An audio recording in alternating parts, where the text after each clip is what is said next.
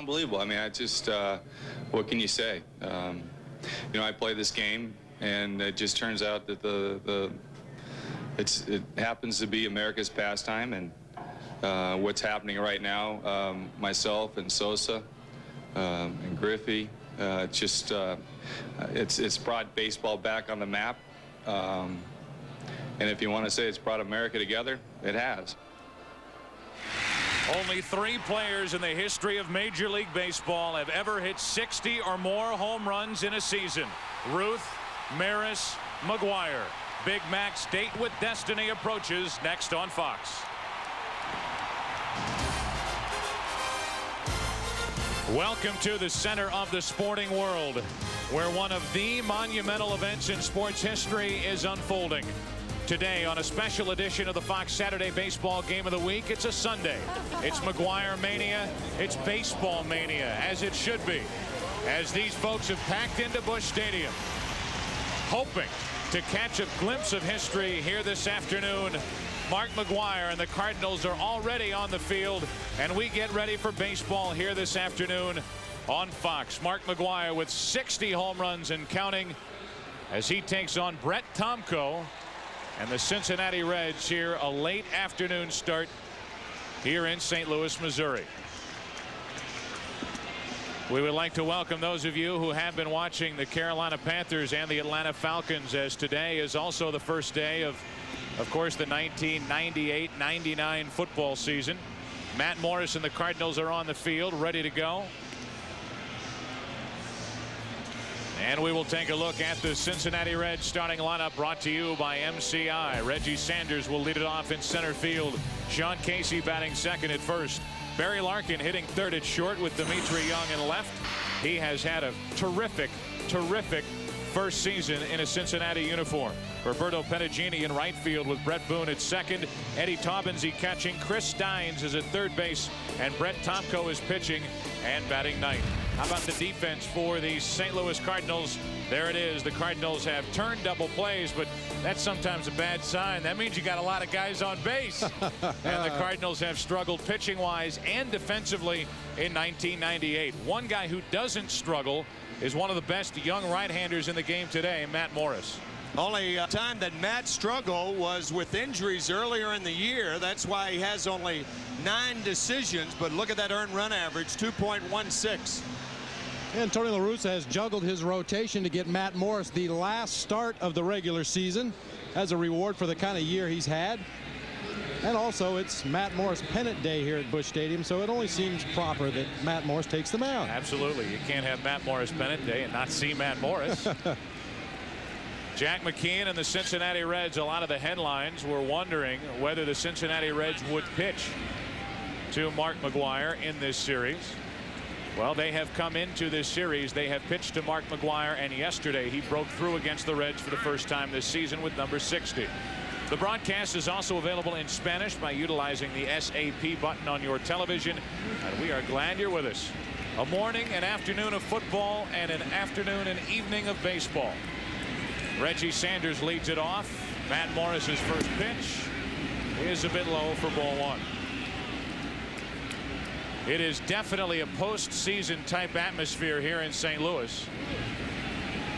And almost an odd feeling when you walk into the ballpark. And as we mentioned yesterday, a team sport has turned into an individual game. And there is the hero of this story and the focus of everybody's attention here this afternoon. Ground ball to the shortstop, Polanco. Sanders gone, and that's the way we start on a Sunday in St. Louis. And the reason that the crowd here applauds after a Cincinnati out is because it gets them closer to a Mark McGuire at bat. Move it, move it, move it. Let's go. I liked your idea, Bob. We give them the lineups, we say hello, and we lay out until McGuire comes up. And maybe lay out beyond that. Absolutely. Sean Casey is the number 2 hitter today for the Reds for Jack McKeon. Casey is a .268 hitter with 4 homers and 38 driven in. And Casey takes the ball outside.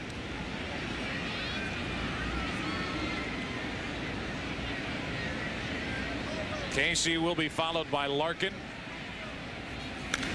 And a check on McGuire. Casey at the bat, grounds to Mark McGwire at first base, who has been a Casey-like figure in 1998 with the Cardinals and in baseball, and that's the second out this afternoon. 2 out, nobody on with Barry Larkin coming up, and I think everybody's going to want to know who's calling balls and strikes on this Sunday afternoon. How about Mike Winters? He's behind the plate with Gary Darling at first, Steve Ripley at second, and Larry Poncino, who worked the plate for home run number 60, is over at third. And you can bet the umpires are every bit as excited as the fans, the players, the broadcasters. Everybody's just glad to be here and be a part of this today, hoping to see baseball history. First pitch is a ball to Barry Larkin. With 2 out, nobody on in the top half of the first inning. There's a good fastball from Morris. Mid-90s, 1 ball, 1 strike.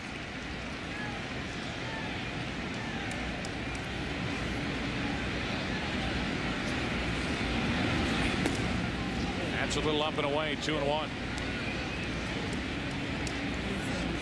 We made mention of the situation with the Cardinals with a seemingly gaping hole at short after trading Royce Clayton to the Rangers.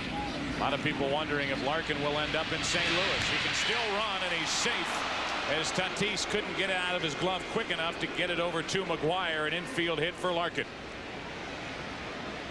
Well, Larkin really has had an outstanding season after undergoing neck surgery in the offseason. Got a late start. You can see Tatis had a problem finding the handle on that ball, cutting across behind the mound to make the play.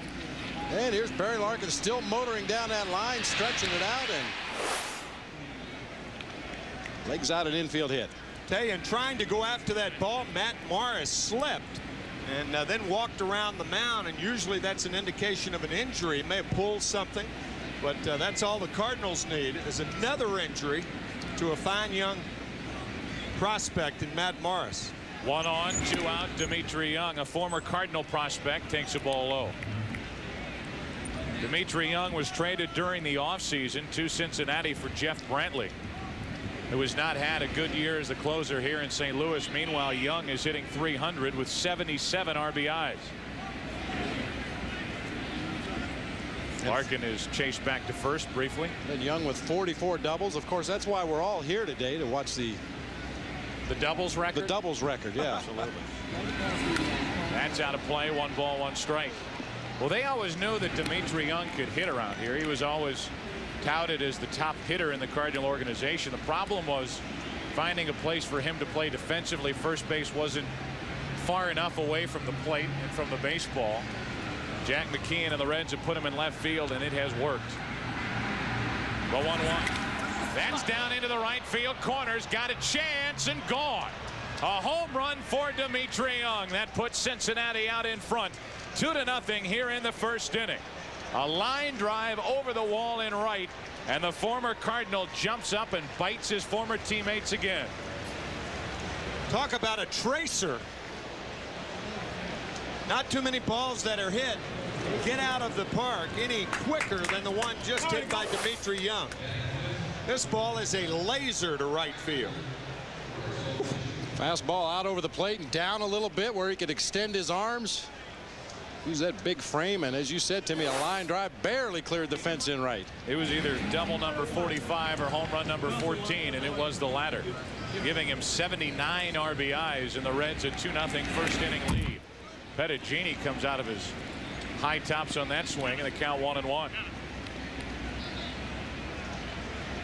Roberto, for the second straight year, was named MVP of the International League. That is quite an honor nobody wants. You don't want to be the MVP 3 years, that's for sure. Twice is plenty. Back-to-back years at AAA, yet trying to find a home in the big leagues. Morris falls behind.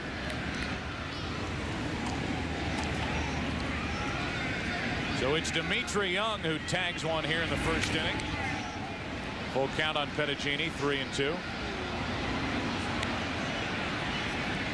Matt Morris has fallen behind the first 5 hitters here in the first inning, and he paid the price with Young.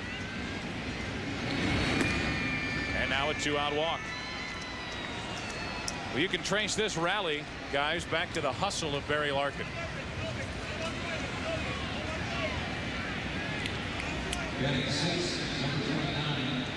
Larkin legs out an infield single. Dimitri Young hits a home run, and Pettigini draws a walk as the Reds try to make it a bigger first inning with Brett Boone at the plate.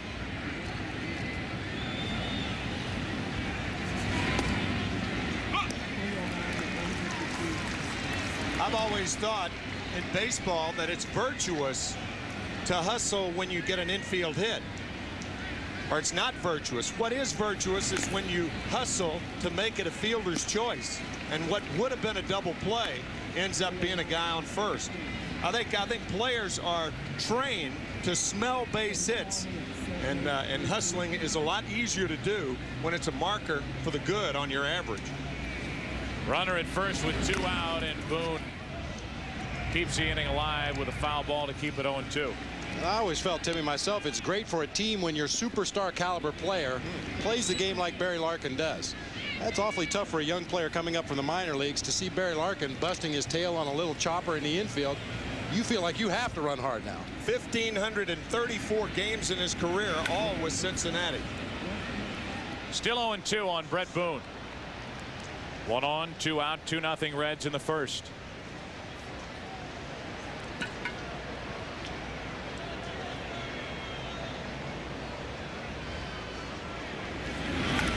On 0-2, Boone grounds to third. The force out at second as we welcome in a new audience. Those of you watching the Washington Redskins and the New York Giants. Welcome to St. Louis. That's the end of the top of the first inning here in St. Louis after the Reds got a 2-run home run from Dimitri Young. A walk, the force out, and a half inning is under all of our belts as we wait for McGuire to belt one in the bottom of the first inning. Here on a Sunday, Mr. 60 home runs and counting gets ready to take his swats against Brett Tomko and the Reds. We know that the New York Giants defeated Washington 31-24. The Giants, who were undefeated in the NFC East a year ago, continue working over the NFC East with that 7-point victory over the Redskins today. And we will be welcoming in one football audience after another as we go along here this afternoon. An afternoon in which we hope to get in on a little piece of history. And a look at the MCI starting lineup for the St. Louis Cardinals. Delano DeShields leads it off at second base. Ryan Jordan bats second in right field. Mark McGuire, of course, you highlight McGuire, 3 out of 9 with no home runs against Tomko. His first home run he ever hit against Cincinnati came here yesterday off Dennis Reyes. Ray Langford backs up McGuire in the lineup with Tatis at third, Mabry in left, Polanco at short. Morris, the pitcher, bats eighth for Tony La Russa, and Eli Marrero, the catcher, bats ninth. The Cincinnati defense, they have committed 109 errors on the year, but up the middle with Larkin at short with his 3 Gold Glove awards, and Brett Boone at second is about as good as you'll find.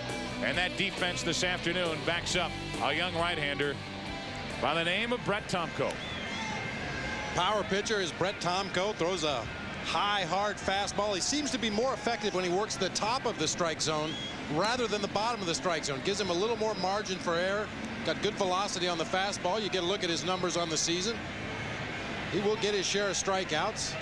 Also throws a slow breaking ball and a straight changeup. He's pretty much scrapped his slider for the time being. Very much the power pitcher, though. You anticipate he's going to go after all the Cardinal hitters. And what you said earlier, Bob, I think is the reason that Mark McGuire will have a tougher time with Tomko than most pitchers, because McGuire is a low ball hitter and Tomko's best pitch is the high riding fastball. Delano DeShields steps in to lead it off for the Cardinals with Jordan and McGuire to follow here in the first inning. Reds lead 2-0, and DeShields breaks his bat and grounds to Boone. It's pretty much automatic with Brett 1 out. So 1 pitch, 1 out for Tomko, and we'll get all the little information out of the way before McGuire bats. The June 1995 draft produced both the starting pitchers here this afternoon. Tomko, a second-round pick by the Reds, and Morris, 12th overall in the first round by the Cardinals. 2 very good young right-handers hooking up on a day when everybody is watching McGuire. 1 out, nobody on for Brian Jordan. And a ball high from Tomko. Jordan, a .319 hitter and a future free agent, it would seem. He gets into one into left center field toward the end of the bat. At the track, it's caught by Reggie Sanders. So we have seen 3 pitches. We have seen 2 outs. And now we might see history with McGuire stepping in at home plate.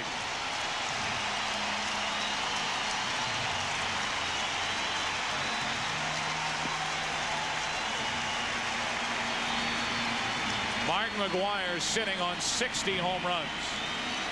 Now he's sitting on 60 home runs, but nobody is sitting here at Busch Stadium. Even the opposing players, the Cincinnati Reds, came up off the bench to stand along the railing to get a close look at Big Mac.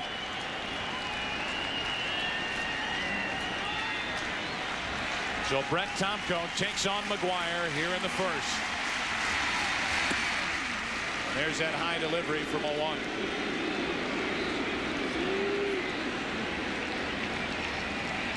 McGuire has faced Tomko 9 times in his career, has yet to take him deep. The count moves to 2-0. Every ball will be booed today. Every ball thrown to McGuire. We had a chance earlier this season to talk with, on Fox Saturday Baseball, Kevin Maris. He watches as McGuire checks his swing and fouls it for strike 1. Kevin Maris had a chance that day to meet Mark McGuire. The two took photographs together, and they talked about what Mark McGuire is close to doing, and that is passing Roger Maris, Kevin's father, who's one behind with 60 home runs. That's a line drive caught by Barry Larkin. The dive at short to end the inning. So 1 at bat for McGuire. The line drive for the out. 1 inning is complete on a Sunday afternoon in St. Louis. Cincinnati, and a home run by Dimitri Young leads it 2-0. We move to the top of the second inning here in St. Louis, and leading it off is Eddie Taubensee, the number 7 hitter, with Steins to follow, and then Brett Tomko. The bottom 3 in the order for the Reds, who lead 2-0, and that's up and away for ball 2, 2-0. Morris looked like he was through with a perfect first inning, except for the hustle of Barry Larkin. An infield base hit, a 2-run homer by Young, and it was 2-0 Cincinnati. 2-2 on Taubensee. And pitch count is something you have to keep an eye on today as well. A very hot and muggy day here in St. Louis. Like to keep that pitch total down as much as possible early in the ball game. 3-2 on Taubensee. There have been 4 pitches to Mark McGuire so far in this game. That's the pitch count.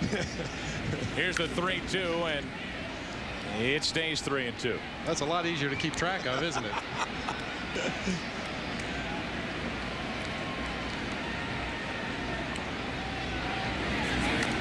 Taubensee out in front, stays alive, still 3-2.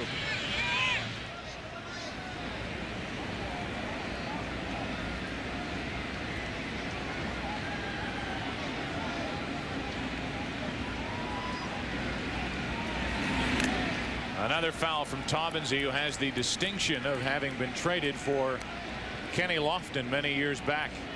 Traded to Houston for Lofton. You know what he's done since then. Taubensee now with the Reds. Pretty good hitting catcher. He's out in front there as Morris gets him for his first strikeout of the afternoon. So on away here in the second with Steins walking in.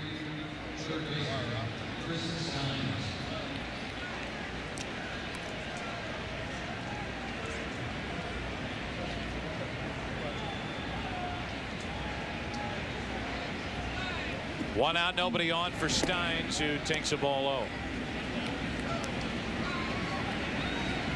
Well, we would like to welcome those of you who have been watching the New Orleans Saints up the street here take care of the St. Louis Rams on opening day, 24-17.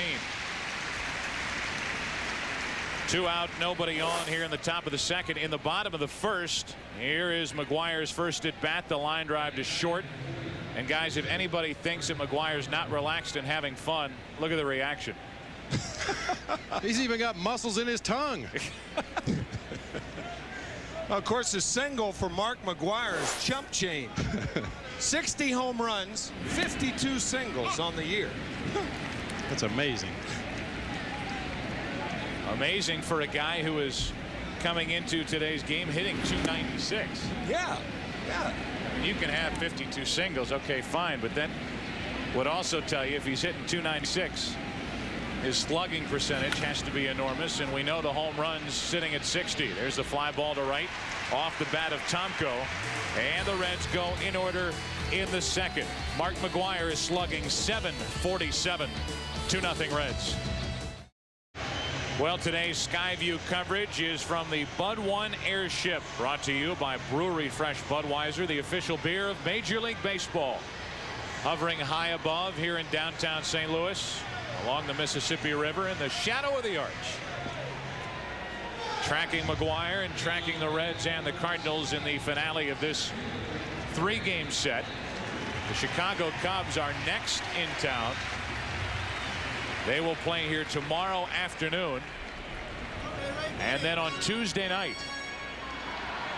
And the Cubs and Pirates right now are tied 3-3 with the Pirates batting in the bottom of the 10th inning. The Cubs coming in leading the National League wild card race. Ray Lankford takes a ball high.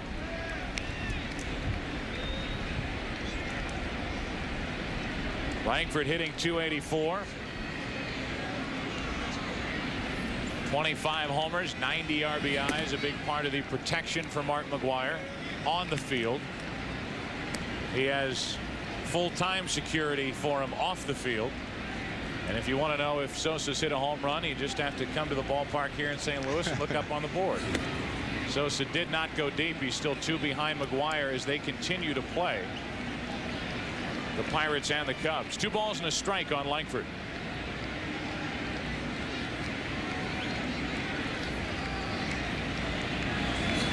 Now 2-2. What do you guys think of the mutual admiration society Mark McGwire and Sammy Sosa have going? I think it's great myself. I mean, both those guys under a lot of pressure. There are many different ways you can handle it, but Sosa continues to insist that McGwire's the man. He's the man. I think Sosa's handled it brilliantly. Oh, absolutely. Lankford is jammed and he pops it into right. Back on the track. Pettigini puts it away. 1 out. There's a marvelous article in the New York Times this morning by Robert Lipsyte, who talks about Roger Maris. And a lot of people don't understand that Roger Maris handled it well too, but nobody knew it. And I think that's one of the great things about these two guys, perhaps eclipsing Maris's mark to, and there are the Maris sons right there. There's Richard or Kevin. I guess that's Kevin right there.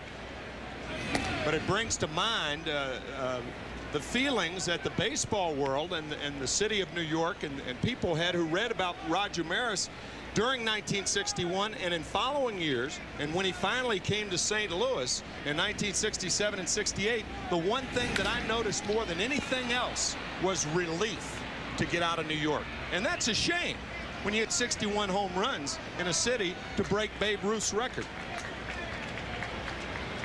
Well, we talked about it yesterday, and for those of you who weren't part of our telecast yesterday, we talked about Roger Maris and that he was a player's player, and the kind of mental toughness that he had to show in 1961 to end up hitting that 61st home run against Stallard the final day and finally eclipsing Babe Ruth is an incredible story. And Mark McGwire will tell you he went through much more talking about Maris than McGwire has had to deal with at any point during 1998.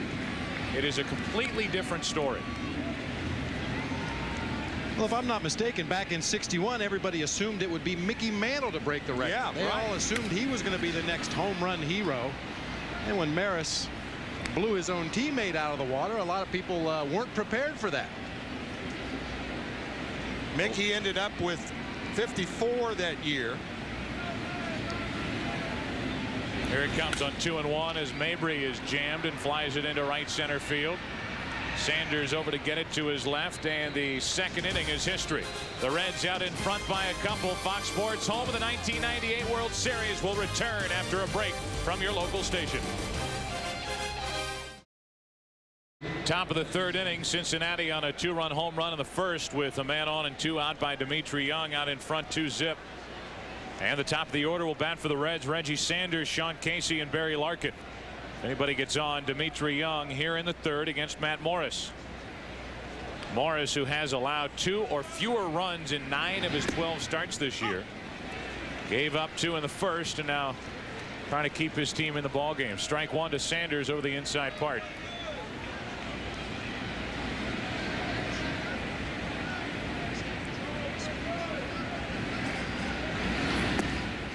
Little low and away, 1 ball, 1 strike. Harry Dunlop is the third base coach for the Cincinnati Reds. He's 65 years old today and wants to wish his son, watching in Sacramento, wants to wish him a happy birthday also. His son Dave, 38 years old, was at the Riverfront Stadium back when Pete Rose eclipsed Ty Cobb. And his father wishing that he was here today so he could see perhaps Mark McGwire eclipse Roger Maris.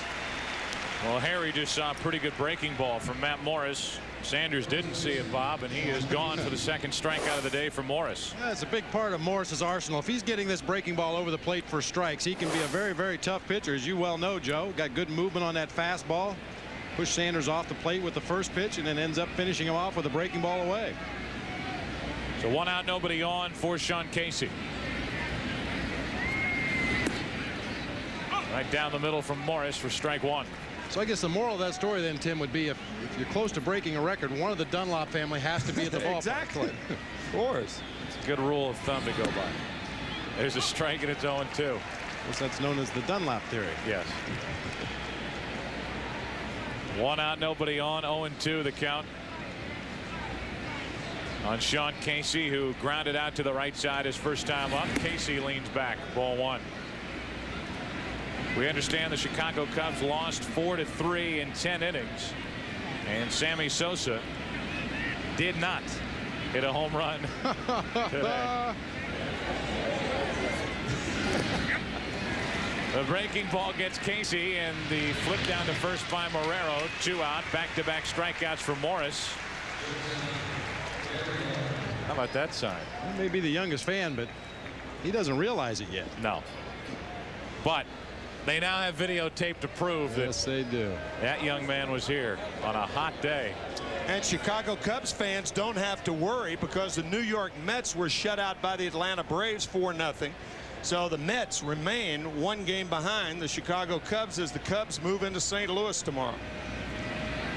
2 out, nobody on for Larkin, who legged out an infield single right before the home run by Young, and then for good measure in the bottom of the first inning caught a line drive off the bat of McGwire on a dive to his right to end the inning. That didn't sound good. Into right field for Jordan. Bryant puts it away, and the Reds are finished in the third. We go to the bottom of the third with Polanco, Morris, Marrero coming up. Cincinnati out in front by 2.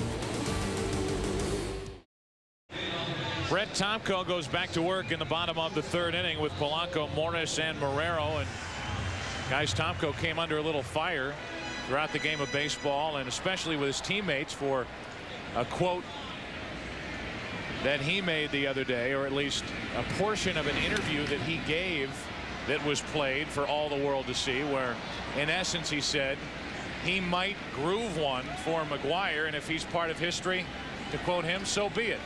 And that didn't sit well with his teammates. What's unfair about that interview was that it was edited, and the only thing that came out of it was that he would groove one if McGwire were going for the 62nd home run, and that's not what he said. What he said, in essence, you will hear after this first out. 1 ball, 1 strike on Placido Polanco. That's strike 2. Yeah, but unfortunately, because of the quote taken out of context, you mentioned some of his teammates were upset. Chris Steins, the third baseman for the Reds, said, yeah, you can groove one and maybe he'll hit one back off of your face, something to that effect. I mean, the Reds really don't have much to play for at this point of the season, but these guys have a lot of pride in what they're doing out there, and misunderstanding perhaps led to some bad blood between teammates. I'm sure it's been cleared up by now, but you get to hear Brett Tomko give his version of the story. 2 balls, 2 strikes on Polanco. He's the number 7 hitter. Remember, the pitcher hits in the number 8 spot. The second half of the season for Tony La Russa. Matt Morris will bat with a man on as Polanco gets a base hit through the left side. Tim McCarver caught up with Brett Tomko before the game outside the Reds locker room, and here's what he had to say.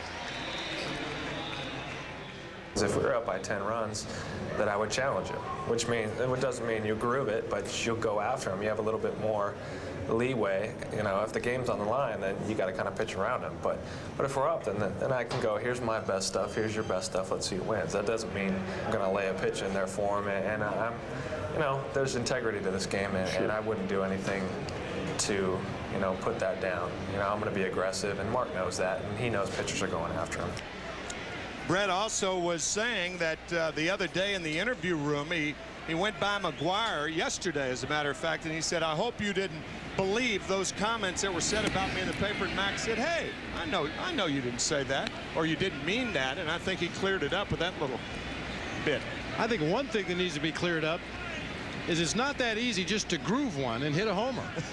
I was a coach on the Giants staff for 4 years. I threw batting practice every day, and you couldn't get much better than my straight 65-mile-an-hour fastball down the middle, and guys still fouled them off the cages. They hit ground balls. They popped them up. It's not easy to hit a home run whenever you want. Polanco's running on a hit and run instead of the bunt. Morris fouls it away. I still contend that some team out there is missing the opportunity to get the great equalizer on McGuire. How has some team not signed the batting practice pitcher from the home run derby during the All-Star break? I mean, that was the one guy that McGuire couldn't take out of the park. he and Bob Tewksbury. That's right, with the old Ephus pitch that he dropped on him earlier in Minneapolis. A little bunt by Morris is perfect. Down to second is Polanco with 1 out here in the inning. So the sacrifice is good, and for the first time the Cardinals have a man at second with only 1 out, with Marrero and DeShields coming up.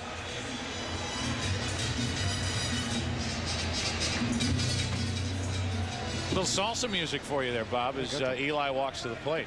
Keep my feet still. Eli Marrero, if you don't know the story with Eli, earlier in the year when Mark McGuire started this Roger Maris chase, he said, why don't you talk to Eli Marrero, some of my teammates? And he mentioned Eli Marrero for a very good reason.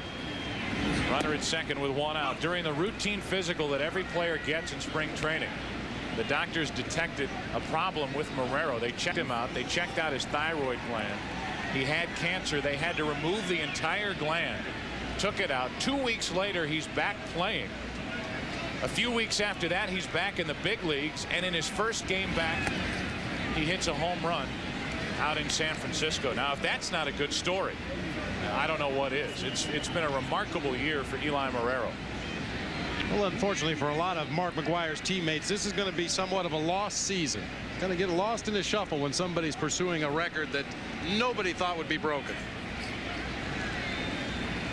And in some cases, his teammates have only themselves to blame, because this team has underachieved for the second consecutive year coming into today's game. 5 games under 500.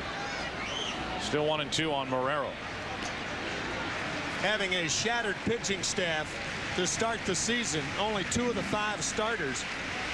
As a matter of fact, the St. Louis Cardinals and Cincinnati Reds have both used 14 starters this year. That's far and away the most of any other major league club. Runner at second, Polanco 1 out. 2-0 Cincinnati in the third, and the 1-2 to Marrero. Into left field for a base hit. They will test Dimitri Young all day long. His throw to the plate, too late. 2-1 Cincinnati.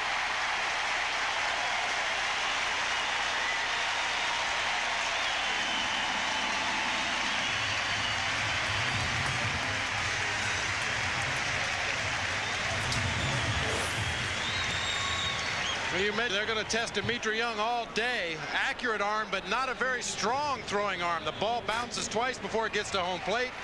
Placido is able to blow the legs right out from underneath. Eddie Taubensee at home plate. You'll watch him blast that left leg, push it right off the plate. get in underneath the tag as the ball got away from Taubensee at home plate. So now with a tying run, Marrero at second, 1 out. The batter is DeShields, who takes a strike from Tomko. And now we will do what every fan has done all year long here at Busch Stadium. You start to count down the lineup and see when McGuire will hit. 1 on, 1 out. It's DeShields up now, Jordan to follow, and then Big Mac. 1 ball, 1 strike on DeShields.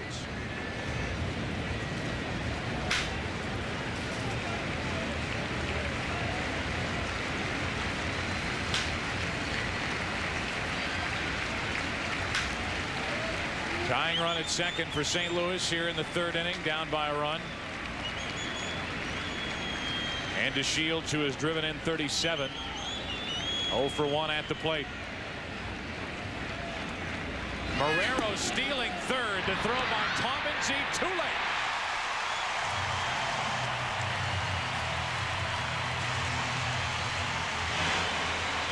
What a year for Marrero, and what a talent this young catcher is for the Cardinals. And a man after our hearts, huh, Bob? Absolutely. Dealing those bases. Tomko just does not pay any attention to him at second base, gets a walking lead, goes right into his sprint to third base, picks up his 6th steal in 8 attempts this year. You gotta love that from a catcher. Absolutely. Now the infield in as DeShields takes high, 3-1. The hand on the bag ahead of the tag. That changes the entire complexion of the inning. Now Reds are forced to bring their infield in. Any medium depth fly ball by Delino DeShields should score the runner from third, or a hard hit ground ball through the hole.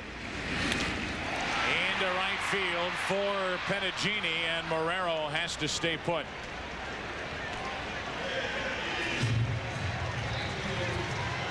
Jordan will bat with a runner at third, 2 out. Before McGuire comes up, here is his first at bat back in the 1st. Tomko misses with 2 fastballs and then a check swing. And now the line drive and the play by Barry Larkin.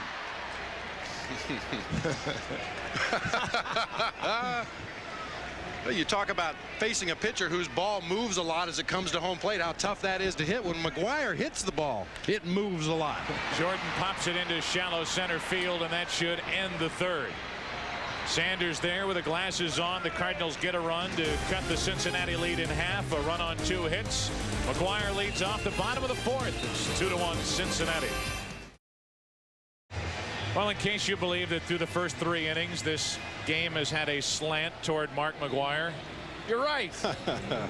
We are here on a special edition Sunday afternoon in St. Louis, a special edition of the Fox Saturday Baseball Game of the Week. The start time for this game was moved back to accommodate as much of a national audience as we can bring on this Sunday afternoon to watch McGuire with his quest for the single season home run record. Is Dmitri Young, who has the only home run so far today, leads it off and takes a ball up and away. Otherwise, I can guarantee you things would not be moved around for the Reds 66 and 76 against the Cardinals 68 and 73. Well, there's got to be a lot of fun for the players. Normally at this time of the season, given those records, you would anticipate a crowd of, well, you know, on Sunday in St. Louis, maybe a nice crowd, but nothing like this. A ball and 2 strikes on Dmitri Young. This place is packed, and this is one of the tougher tickets that's come along in a long time around here. Just under 48,000, which is capacity and standing room at the ballpark here yesterday. Going to the trucks this morning, as a matter of fact, 2 guys from Oklahoma. It looked like they'd driven all night, had this big banner. Need 2 tickets, preferably in left field. Up the middle and through the infield. Dmitri Young is 2 for 2. I'm going sure. Right. Drive 500 miles all night for 2 tickets in left field. Folks, tonight, 6 Central on Fox. The world's funniest, Holding the Baby, a can't miss Simpsons, and That 70s Show, followed by the X-Files. A great night on Fox. And That 70s Show is not the potential for Mark McGuire next year. Pettigini down the left field line. Mabry can't get there. To the wall, and Dimitri Young will pick him up, lay him down, and try to score from first. He is laid down between third and home, and he's back to third as he lost his footing, and it's second and third, nobody out on what should have been an RBI double by Pettigini.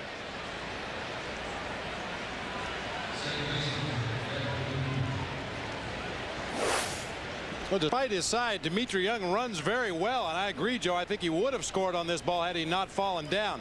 Always dangerous for a corner outfielder, a right fielder or a left fielder, to dive for the ball because there's nobody backing up the play. A ball hit in the gap in left center, right center, you're going to have the center fielder there to back up the play.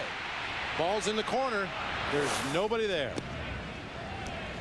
A breaking ball misses from Morris to Brett Boone as the Reds threaten to add to their 2-1 fourth inning lead. Boone has had a great year. Last couple of years, people wondered if he was good enough at the plate to warrant the big contract that he signed, but he has changed his approach, guys, at the plate, and he is a much more dangerous hitter. Changed his stance at the plate. He no longer points that bat towards center field or right to the pitcher. About 3 or 4 inches off the shoulder now, and it's pointed at his dugout, the third base dugout. That's a much more uniform, conventional stance. Play at the plate. Tatis to Marrero. One away as Young is cut down at home.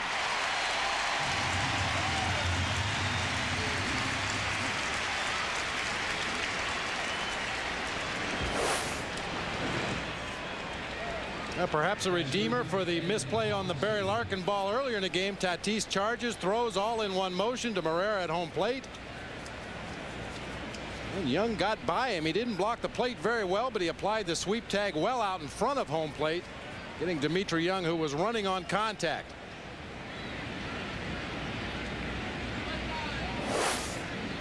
So first and third, one out for Taubensee, who's driven in 68. He takes a strike.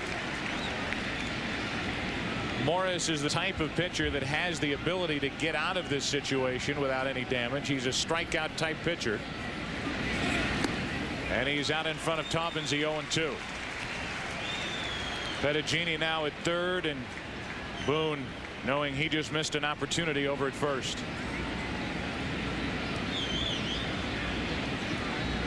Oh, 0-2 on Taubensee. Ball and 2 strikes.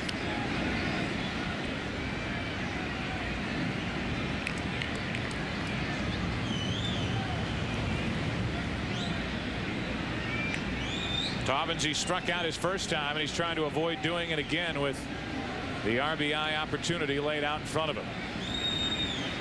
Reds leading by just a run here in the fourth. Taubensee checked his swing. Just had a shot of Tony La Russa, and Tony lost his mother last week. His mom, Olivia, passing away down in Tampa. It has been a terribly cruel week for Tony. He will be going back to the Tampa area. His father's still alive. His father's 88 years young, and he will be going back sometime in the middle of the week to take care of family matters. Our sympathies, obviously, with Tony La Russa today. Tony La Russa, who really owns up to the way this ball club has played the past couple of years. Not pleased and not boastful of the way McGuire is performing in the wake of a team that has thoroughly disappointed Cardinal fans for the second consecutive year.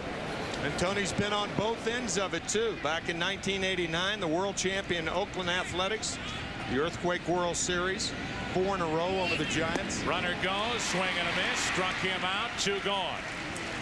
And Boone steals second for his 6th stolen base of the year. Second and third, 2 out as Morris gets that key strikeout again.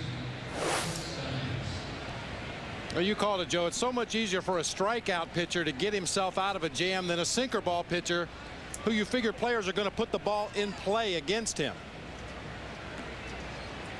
Marrero with the pump fake to second base, trying to draw Pettigini down the line at third, but nothing doing. And with the steal of second by Boone, it opens up first base and makes the decision extremely easy on Tony La Russa with Tomko coming up. They will walk the number 8 hitter Steins and pitch to Tomko with the bases loaded, 2 out. So the intentional walk is the second walk overall, handed out by Morris. There is the tandem, and let's be honest, Mark McGwire agreed to the trade to come to the Cardinals at the trading deadline last season because of the presence of Tony La Russa. Walt Jocketty, the general manager, was with that duo out in Oakland. He pulled off the trade, and you asked Walt yesterday after the game, you happy you signed McGwire? I don't think he heard you the first time. He had to say it again. Strike 1 to Tomko. Bases loaded, 2 out. Strike 2. Oh, the guy that Walt Jocketty signed will be leading off the bottom of the 4th inning. Bases loaded here for Cincinnati, up by just a run, and Tomko took it low for ball 1.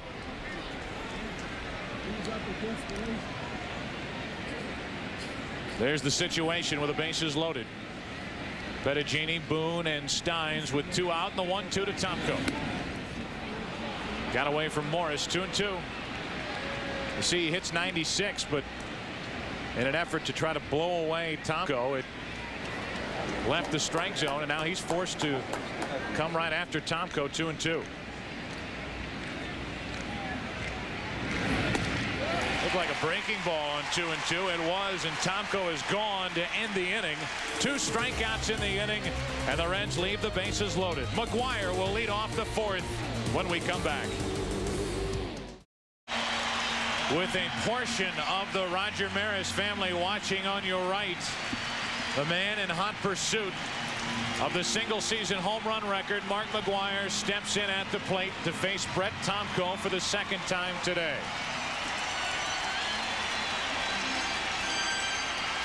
McGwire lined to short his first time up. The resume for McGwire, an 8-time All-Star, and in 1987 as a rookie hit 49 home runs. A breaking ball that didn't break. Ball 1.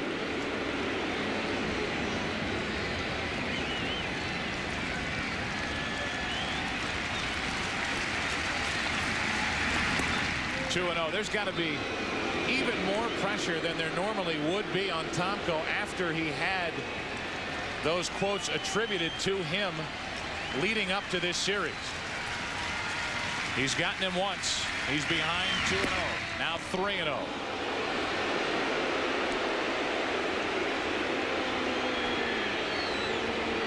Think about it. It's very, very difficult to throw a strike when you have to throw a strike. Pitchers prove that all the time. A little low, and on 4 consecutive pitches, drawing the ire of this standing room only crowd at Busch Stadium, McGwire draws a leadoff walk. Good look at the pitch-by-pitch sequence. He misses high with the breaking ball, then comes back with 3 consecutive fastballs out of the strike zone away from Mark McGwire. And Big Mac jogs on down to first. We had a chance to talk to Dave Parker the other day. He said if McGwire would expand his zone, he only swings at strikes. If he would expand his zone, he thinks McGwire would have already broken the record and would have done it long ago. That's a pretty big statement. He made it on camera. There are some that believe McGwire just waits for that perfect pitch, and more times than not, he doesn't miss that perfect pitch. He just rarely gets it. I respectfully disagree with Dave Parker, because 8 years ago, Mark McGwire had a bigger zone, and he didn't hit more home runs. So his zone was bigger when he was with the Oakland Athletics, or in the early 90s. Of course, he didn't. He had injury problems. He's had no injury problems this year. You mentioned yesterday, Joe, that he has played as many games as any other Cardinals, he and Ray Lankford. Lankford shoots a base hit into right center field, and McGwire will try to go first to third. Everybody takes a gasp here at the ballpark, and McGwire is safe as Lankford sends him over to third base. 50,000 people here in St. Louis want to help Mark to get to third base. Don't hurt yourself. Don't hurt yourself. Don't pull anything. Nothing.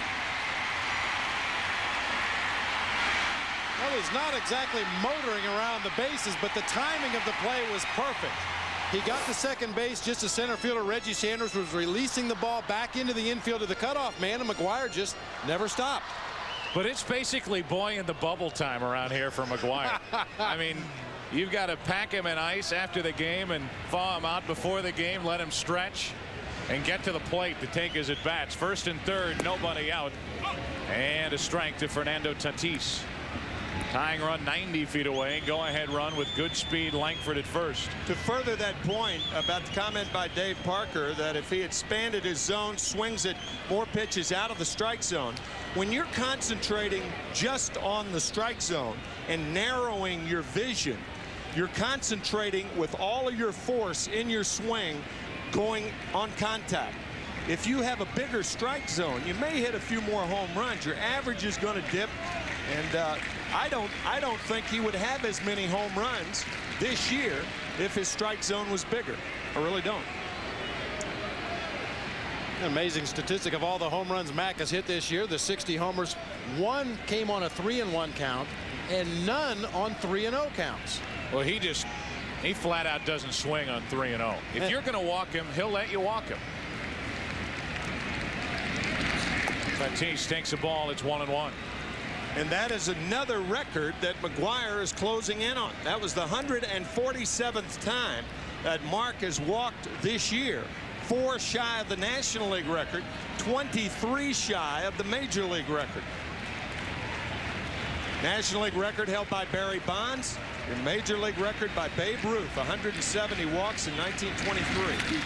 There's a double play ball. Booted by Boone. Scoring is McGuire, and it's a 2-2 game. Brett Boone, as sure-handed as they come, just botched a sure 4-6-3 double play. Get a good look at that because it doesn't happen very often. That's only his 6th error of the season. Just never got the ball in his glove, and that hustle by Mark McGuire going from first to third on the single by Langford. He's able to score on that misplay at second base by Brett Boone. It's an E4 on Boone. The RBI for Tatis gives him 14 on the year. Makes this a 2-2 game. There's still nobody out, and Mabry pops it foul and out of play.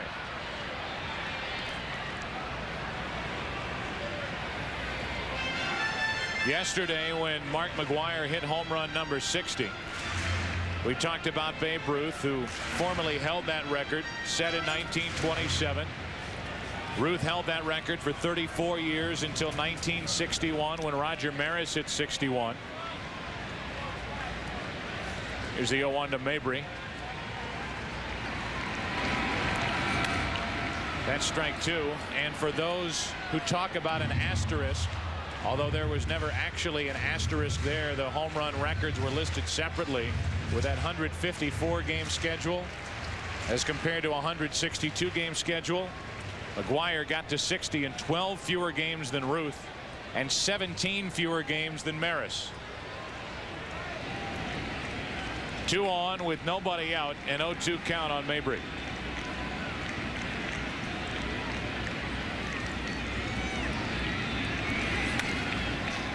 John just fought that pitch off. It's that emergency swing. It's not very pretty, but it's effective. Foul that ball off. Force Tomko to throw him one more pitch. Perhaps Tomko will make a mistake. Watch this. He lets the ball get way in on him before he just decides to flick the bat out there. Almost an all wrist and arm swing. And he gets at least one more pitch in this sequence.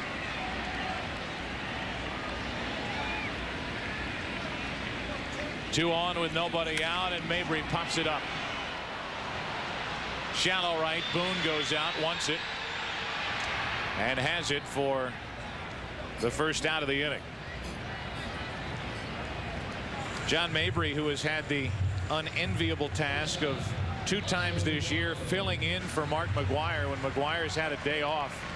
Mabry has started at first base and he has been booed unmercifully by a couple of different crowds, one in Pittsburgh in a game that ended in a tie due to rain and will be replayed as part of a doubleheader next week, and then one time in Milwaukee, and on the first pitch he saw home run into right field.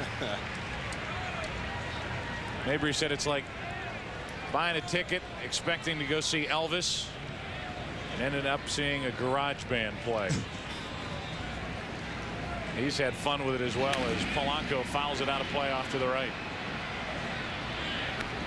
I mean, talk about an innocent bystander. I mean, John Mabry's just trying to make a living. He probably wants to watch Mark McGwire hit as well, but the guy's got to take a day off from time to time. And as you said, John Mabry's handled the situation every bit as well as McGwire has handled the chase of the home run record. He had a pretty good view of number 60 yesterday. He was at first base, having filled in for the illness of Ray Lankford, a late scratch.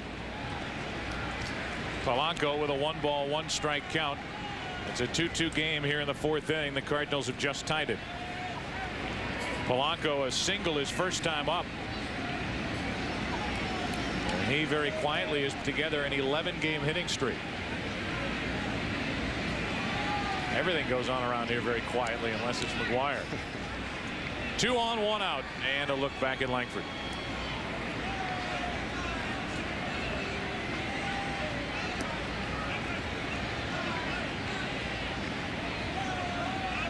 Polanco, a rookie, trying to give the Cardinals a 4th inning lead. And that'll get out of play. A ball and 2 strikes.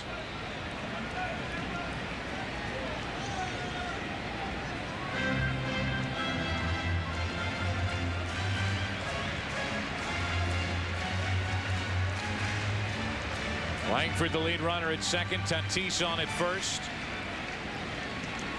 And Tomko trying to get around a walk, a hit, and an error in that order to start this 4th inning.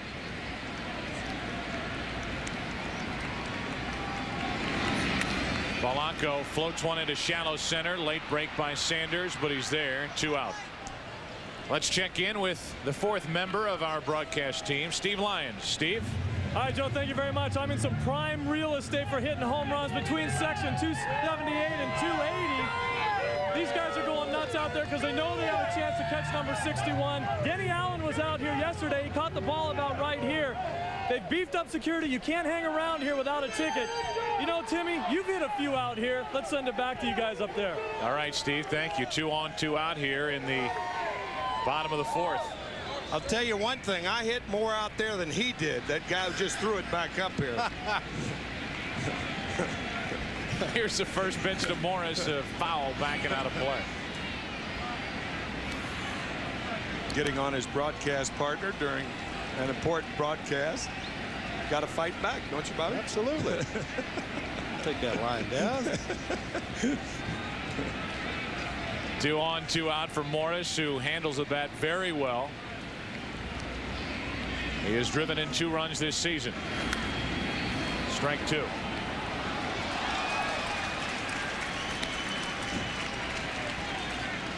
Morris dropped down a sacrifice bunt his first time up.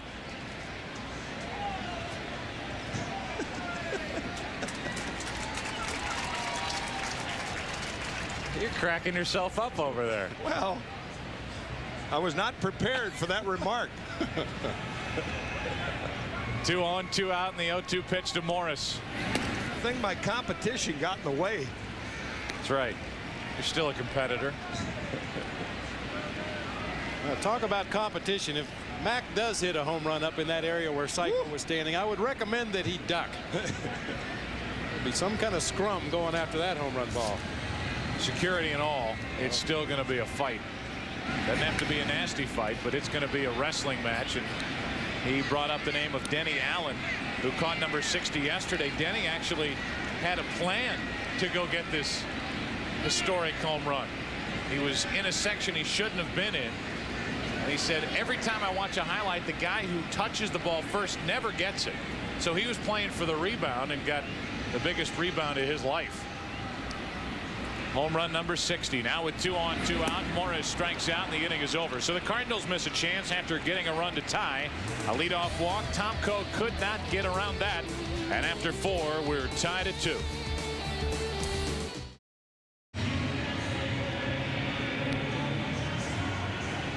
Today's Skyview coverage from the Bud One airship.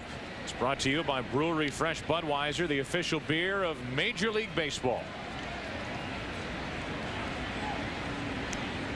Down here in Busch Stadium, we move to the 5th inning. Cincinnati will send in Sanders, Casey, and Larkin. From the top of the arch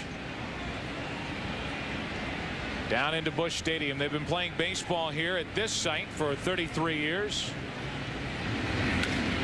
And this place is hopping. A little fly ball into right off the bat of Sanders, and Jordan there to put it away. This ballpark opening on May 12th, 1966. And Joe and Bob, I played here for 4 years before coming back here for 2 years. And in almost 6 years of playing in this ballpark, I saw one ball hit in the upper deck. That was by Orlando Cepeda against Juan Marichal in 1967. It landed down the line, second row, right to the left of that big Macland sign out in left field. And I thought, my gosh, nobody will ever hit a ball in the upper deck again. McGuire does it like 5 times a day during batting practice. Sean Casey at the plate, 0-2. The average distance on his 60 home runs is over 425 feet. The average. Amazing. Number 60 yesterday was 381 off his bat and into the hands of Danny Allen. Over the inside corner for out number 2 and strikeout number 6 for Matt Morris as those start to pile up. The young Cardinal right-hander just turned 24 years old last month. 381. He must have got jammed. Huh? He got jammed. He didn't get it all. He missed it. Larkin walks in. Barry is 1 for 2. Cheap home runs. Yeah. Wind blown. Think about this. Just in his home run trots this year, he's run over 4 miles. That's right. That's right. Look at me. Really? I think so. 360 feet times 60. Times 60. What's that? A bunch. No, it's a lot. 21,000 and some feet. Got me. 2 out, nobody on, and a strike to Larkin. And a base hit for Larkin into left center field. Cut off by Langford, and it's 1 on with 2 out. Well, we will have history. Newt Guinness. It's Fox Tuesday starting at 8 Eastern, 7 Central. Now, why do we say either way? Well, because if the home run race is still alive and McGuire is not at 62 or more, we will be right back here at Busch Stadium for the Cardinals and the Cubs, McGuire and Sosa. It will be round 2 of that 2-game series, and fight between those two coming up here at Busch. And there you go. McGuire with 60, Sosa with 58 at the moment. Sosa's day is finished. The Cubs lost at Pittsburgh.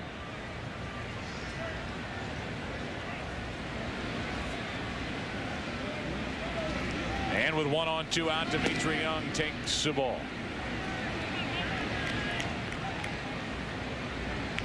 So you'll either see the king of sports or the king of the hill on Tuesday night here on Fox. I know a favorite of yours, Bob. Oh, absolutely. I'll tell you what. Over the outside corner, 1 ball, 1 strike.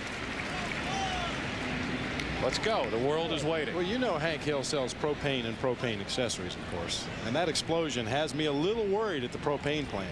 I hope Hank's okay. 1 ball, 1 strike. Dimitri Young at the plate. Runner at first with 2 out. 2-1.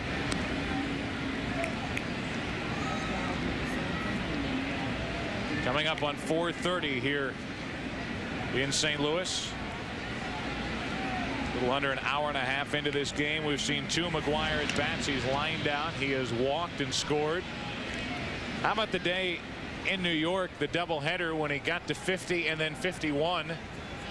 Later in game 2, he steals a base. He's 1 for 1 in the stolen base department. And Tony La Russa will tell you the day he got to 50, is the day that Mark McGwire finally relaxed. And the numbers would point to that. He went from 47 to 59 home runs, 12 homers in 15 days. And it was when he got to 50 when he finally believed that if he didn't break the record in becoming the first player in Major League Baseball history to hit 50 or more home runs in 3 consecutive seasons, something nobody else has ever done, that people wouldn't say he had a disappointing year.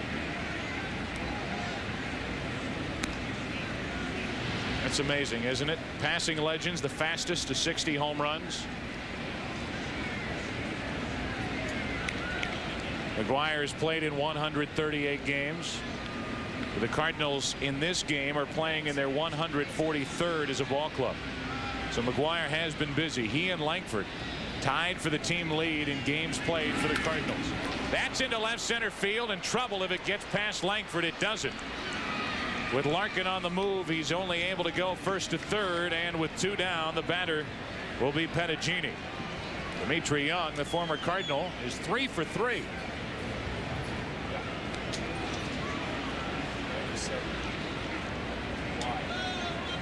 And a visit from Dave Duncan, the pitching coach.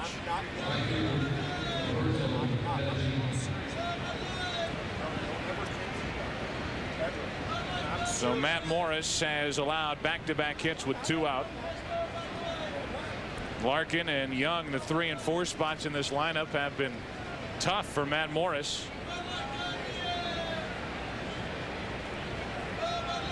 Matt really didn't have a good 4th inning either, Bob, but because Dimitri Young lost his footing rounding third base, the Reds were held from adding to their lead at the time, and the Cardinals came back in the bottom of the inning and got a run to top. And then the little tapper that Boone hit to third base. Young was running on contact, got a bad jump off third base, was thrown out at home by Fernando Tatis, and a scoring opportunity went by the boards in the 4th inning for the Reds.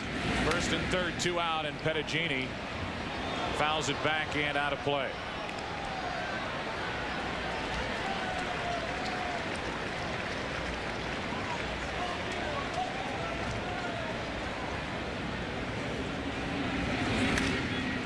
Another one back and out of play for strike 2. We showed you the games played. We told you the games played. And in essence, without any more rain interfering with the Cardinals season, they will play 163 games this year because of that tie in Pittsburgh. Pettigini grounds to the right side.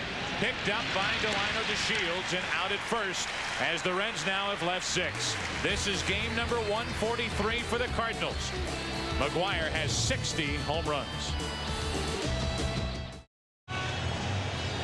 Busch Stadium, packed house, Cardinals and Reds. And this copyrighted telecast is presented by the authority of the Commissioner of Baseball, who is here, by the way, and may not be reproduced or retransmitted in any form. And the accounts and descriptions of this game may not be disseminated without expressed written consent. There's Bud Selig, the commissioner of this game. He gave a little press conference before the game started, talking about how proud he was to be here. All of baseball has a great deal of thanks to give to Mark McGwire and to Sammy Sosa for the race that they have put on in 1998. Do you buy in, Bob, that baseball needed one more push to get over what happened with the strike back in 1994? Well, I don't know if it was needed, but it certainly is welcome. I don't know if baseball eventually would have come back and won the favor of fans around the country once again, but McGwire and Sosa's chase certainly has speeded the process considerably. A ball and 2 strikes, and Marrero fouls it back toward us. You know, we were talking about it before the ball game today. Fans in cities that have been fortunate enough to have teams go to the postseason, you know what that excitement is all about. You walk by a barber shop, you can hear the game on the radio. Every car on the streets has the game on the radio. Every TV at the appliance store has the ball game on television. You know, the excitement just, you know, it infects the entire area. Well, what McGwire and Sosa have done have achieved the same effect on the entire country rather than just one community. McGwire, during the opening part of our telecast today, played the clip of him saying yesterday as Marrero strikes out looking on a pitch over the outside part. Tomko rings up his second strikeout. McGuire said, has it helped baseball? Yes. And if it's brought the country together, great. And I think deep down, Mark McGuire, I know from talking to him, he realizes what he has done for this game. Talking about the game of baseball here in 1998 as DeShields takes one right down the middle.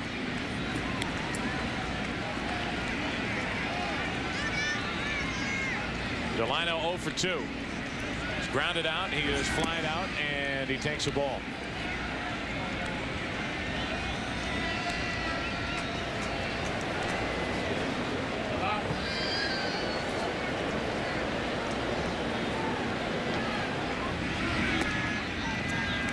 Two balls and a strike.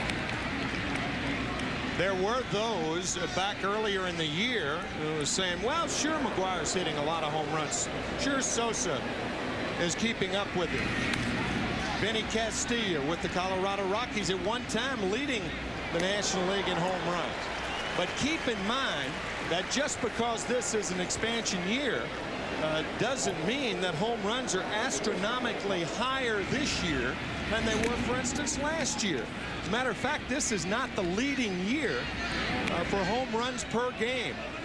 Last year, 2.05. This year, up incrementally, very slightly. But you'll notice back in 1996, it was higher. And then in 1997, that's the second most prolific home run year, 2.12. So 1998 is third on the list, but by no means that much different from last year when you think about it. Of course, 1987, everybody accused Major League Baseball of doctoring the balls. Right. A lot of middle infielders were getting into the 20s in home runs. Guys that didn't normally hit in double figures were hitting 20 home runs. Just like Rosanna used to say, you know, it's always something. Here's the 3-2 pitch. DeShields hits it well into left center field. Sanders back to get it. And he makes the catch. In that same category, Roseanne. It's always something. For Mark McGuire, he ran into that about a month ago when he started to get toward 50. That series in New York, the doubleheader. It all came out about that drug Andro, or not the drug, the supplement. Androstenedione. Yes. It's taken me 3 weeks to learn the pronunciation of it. Androstenedione. And it's really a ludicrous argument and unfair to taint the record if people try to do it on the part of McGuire. It is completely legal in this sport. It is completely legal in the NBA. It is completely legal in the NHL. People talk about the IOC, the Olympic Committee. They don't allow certain cold medications. So I ask those who say it taints the record. As Jordan flies to right for Pettigini and the Cards go in order. Was McGuire supposed to make up his own list and ban substances? No, not realistic. Enjoy it. He's hit 60.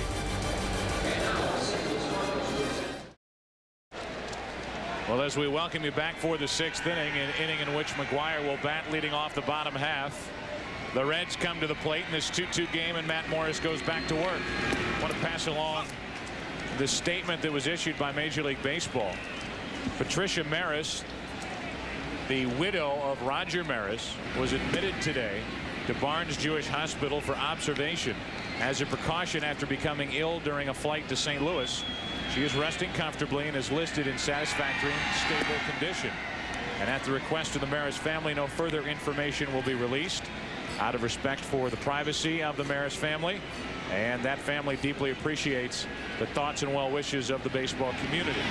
We will visit with part of the Maris family during this 6th inning as Morris falls behind Brett Boone 3-1.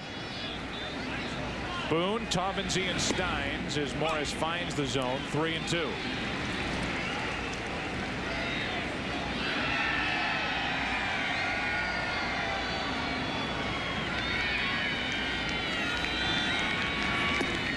A leadoff walk. That's the 3rd walk handed out by Matt Morris.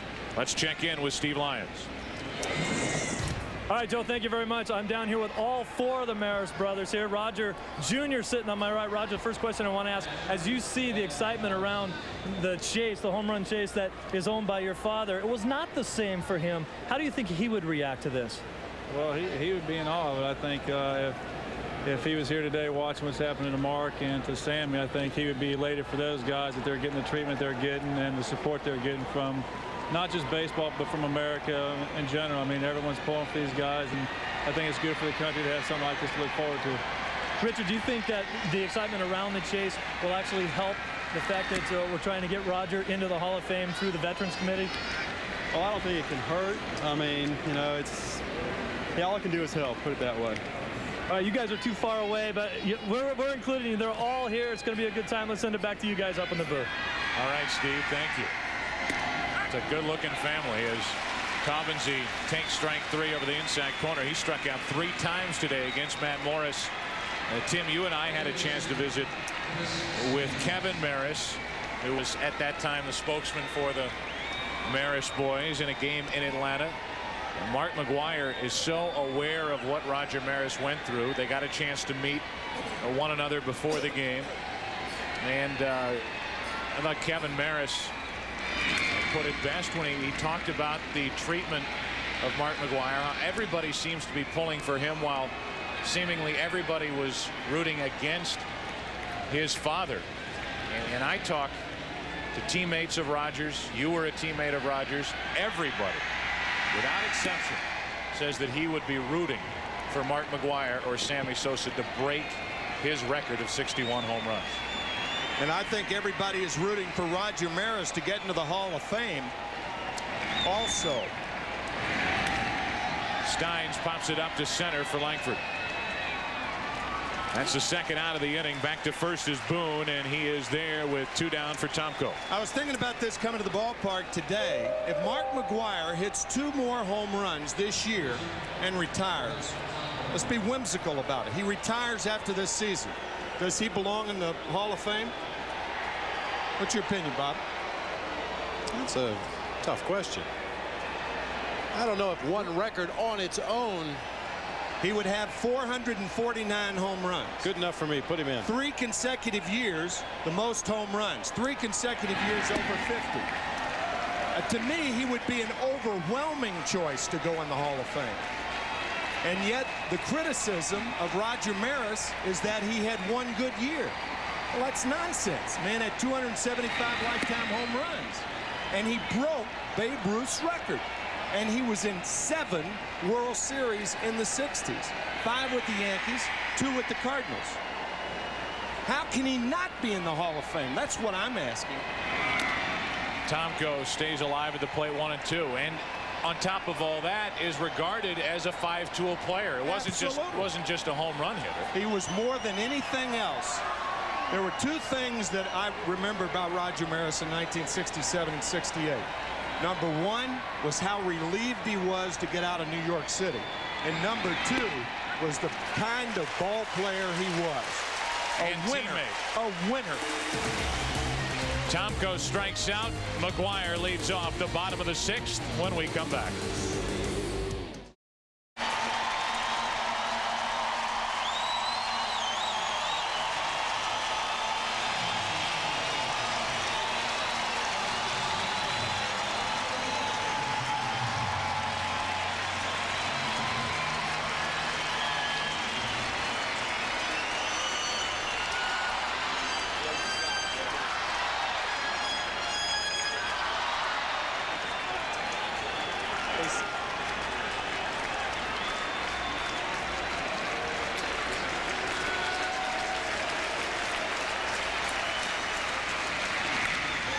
Ripped down the line and foul.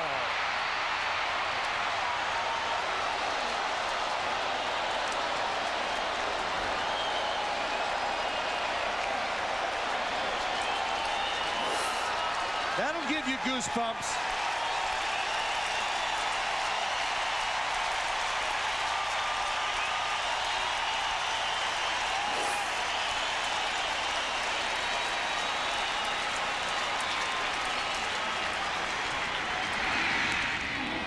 strike 2. Mark McGwire today is lined out. He's walked. He's scored. He is looking for home run number 61.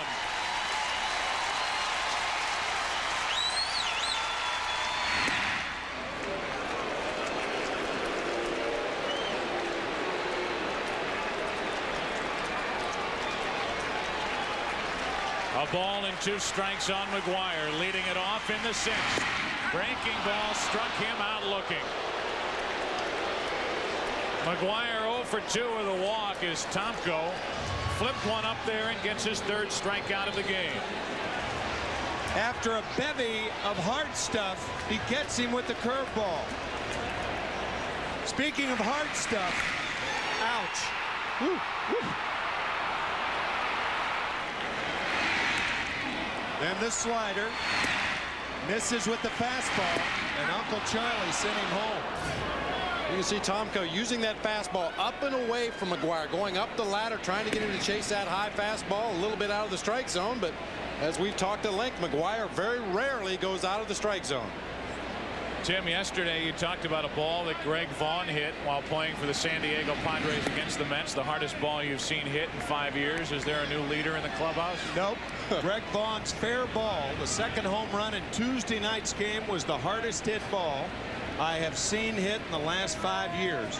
That gives you an idea. It's hard to believe, that gives you an idea of how hard Vaughn hit that ball off of Dale Noma on Tuesday night against New York. 2 balls and a strike on Langford, who is backing up McGwire in the lineup today for the Cardinals. He has hit 25 home runs. Takes a ball, and it's 3-1. How about the year Greg Vaughn's having? My goodness. Leads the majors in extra base hits, total bases. There's the walk to Langford. 2nd walk handed out by Tomko. And it's 1 on, 1 out.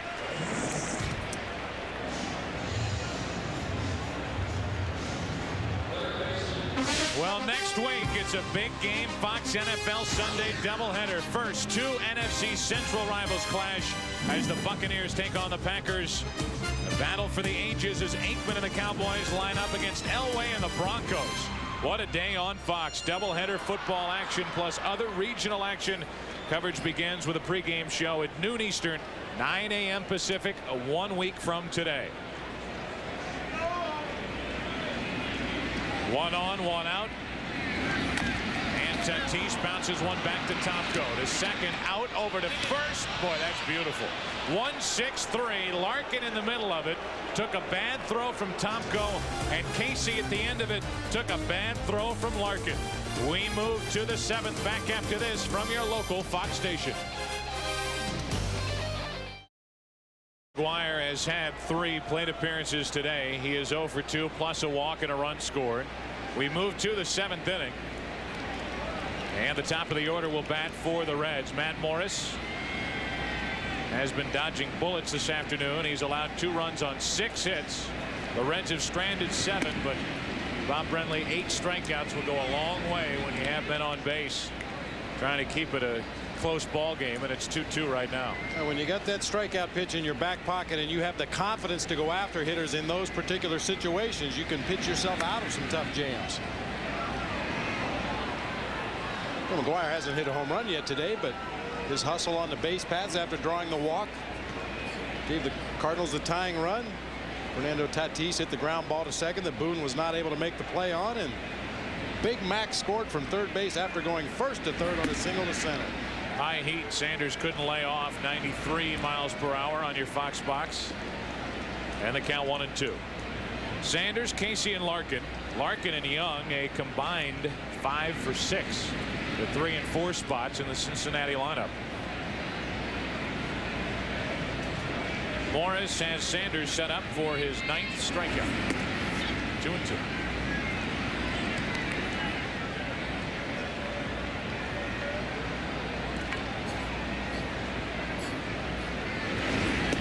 There's number 9 and out number 1 in the 7th.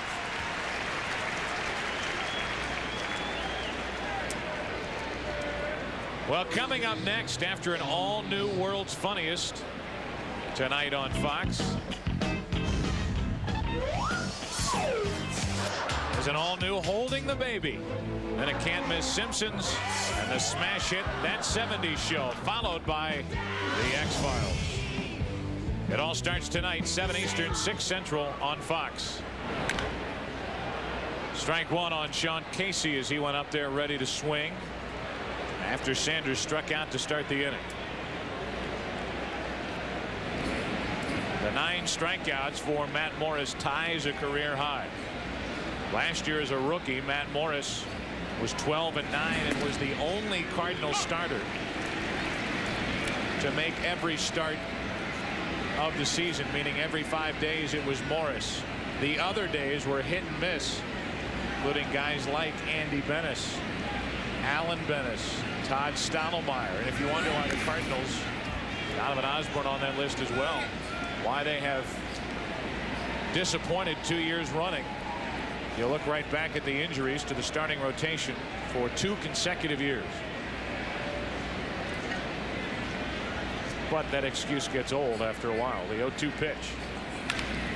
To the left side, Polanco can't get there. It's a clean base hit all the way, and Casey is on base for the first time today. This might be one of the few times that a stadium is filled and a filled stadium doesn't mind a tie game after 9. As a matter of fact, these fans here, they hope it's a 20-inning game. I don't care. Right? Give the big guy as many at-bats as you can. Absolutely. Earlier in the year, Mark McGwire hit a home run. I'll look it up to find out exactly which number it was. The Cardinals built a 6-0 lead against the Florida Marlins of all teams. They blow the 6-0 lead in the top of the 9th inning, and half the crowd standing applauding because McGwire leads off the bottom of the 9th. 1 on, 1 out, and Larkin pops it up into shallow left center. Langford is there for the 2nd out. Now you think of another extra inning chance that Mark had back on August 19th when Sammy Sosa actually took the lead in home runs away from McGwire, and then McGwire tied it late in the game, I believe the 9th inning, and then he won it in the 12th with a home run at Wrigley Field. By the way, that game against Florida happened on the 26th of August here at Busch Stadium. That's when McGwire hit a 509-foot home run into dead center field, and it was home run number 54. It's a foul backing out of play. But that game you're talking about at Wrigley was amazing, and it was a microcosm really of the year, because seemingly every time Sosa goes deep, they play mainly day games. The Cardinals playing night games. McGwire answers, and that happened within the game. Sosa took the home run lead. McGwire ties him and ties the ball game with a home run, and in extra innings puts the Cardinals out in front for good at Wrigley. Cardinals and Cubs. It's a day that many around here will never forget. And then the Cubs come to St. Louis in one of the great games that we've seen in a long time. Sammy Sosa, after a McGwire home run earlier in the game, Sosa ties it for the Cubs with the 2-run shot in the 9th inning, and Ray Langford, who had struck out 5 straight times, ends up hitting an opposite field home run to put the Cardinals back to even. And then Eli Marrero did the same thing in the bottom of the 12th, and Langford won it with a 5-man infield that the Cubs employed by Jim Riggleman. One of the great games that I've seen in a long time. And Bob, the Cardinals are 20.5 games out of first place. It's the kind of one-man act it's been around here, and today it's been a one-man act for Matt Morris. Morris has struck out 10, a new career high. Time to stretch in a 2-2 game. Well, again, our thanks for today's Skyview coverage from the Bud One Airship. It's brought to you by Brewery Fresh Budweiser, the official beer of Major League Baseball. They're enjoying it from up above. We, and along with 48,000 of our closest friends, enjoying it inside the ballpark. Well, there you go. Ruth and McGwire. Did you read the quote-unquote mysterious marking they had on the ball yesterday to verify that it was indeed the ball that McGwire hit out for home run number 60, along with other markings? There was a tiny 3 on there to indicate Ruth, tying Babe Ruth with his 60th home run here at Busch Stadium yesterday on Saturday afternoon.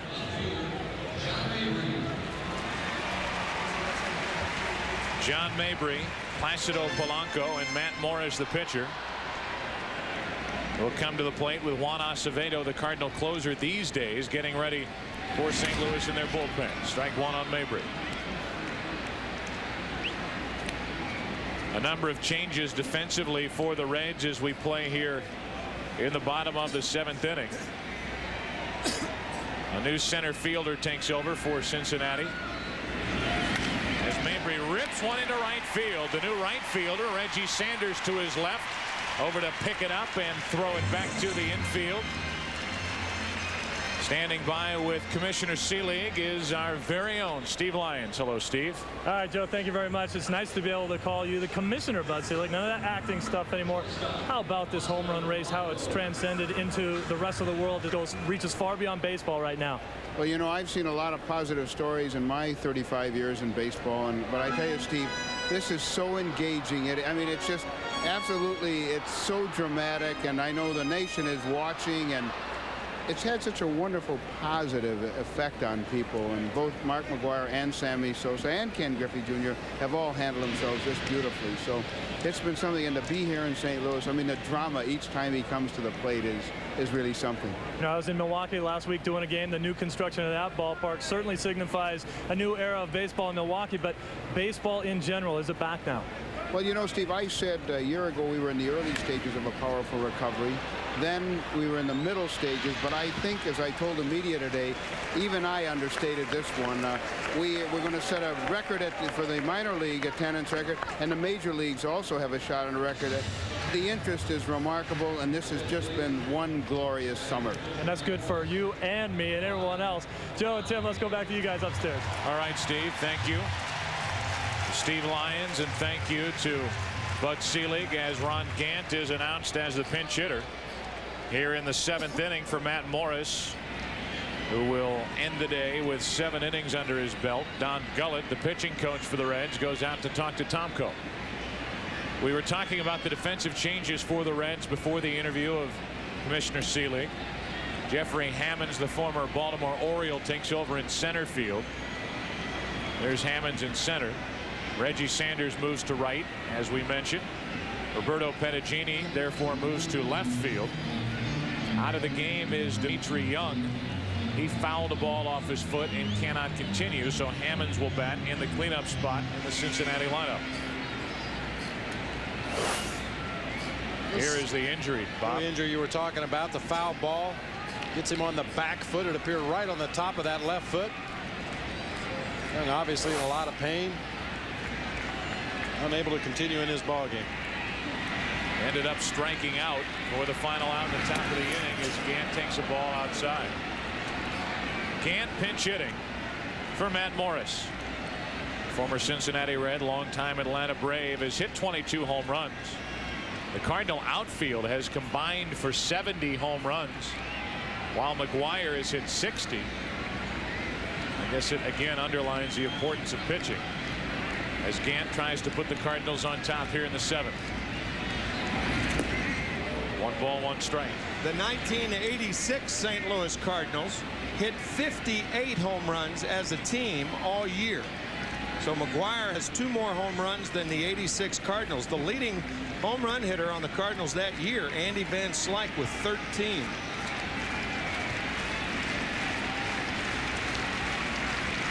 Mabry, the lead runner at second. Here in the 7th inning of a 2-2 game as Gant waits. And a little squirter. Back to Tomko. Gant is gone. The pinch hitter out 1-3. And it's going to be up to Eli Marrero with Mabry at third, 2 out. For the complete story on the race for 62, watch Fox Sports News at 10 p.m. on your local Fox cable network.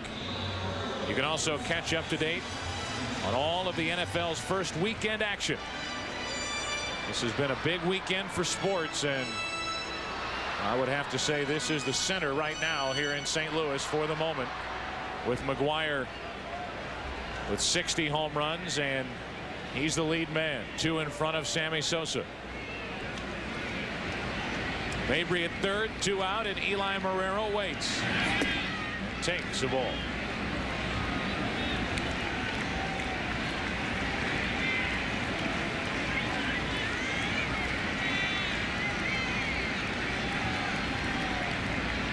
The 1-0. 1 ball, 1 strike as Tomko has turned in a very good start here this evening.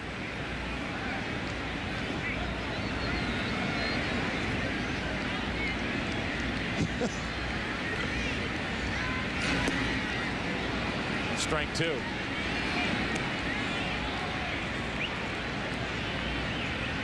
I'm sorry. How are you at Got Roman me on Matt?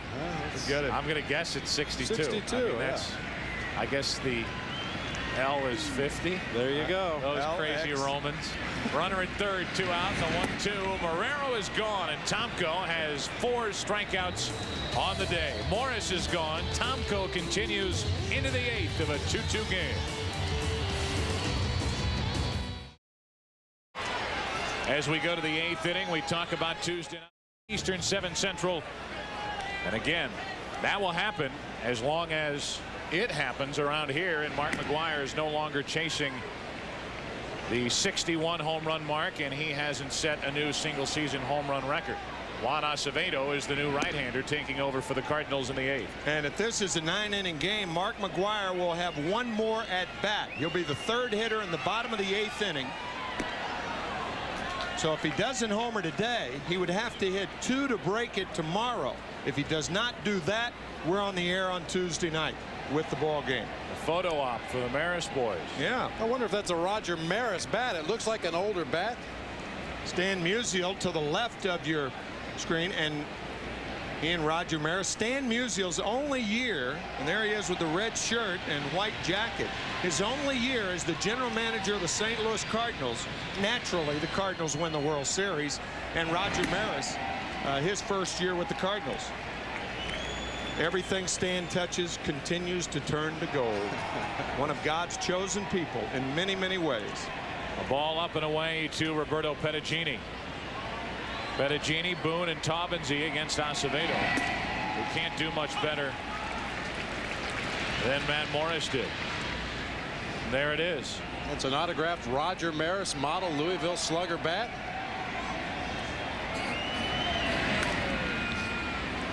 And that's strike 2 on Pettigini.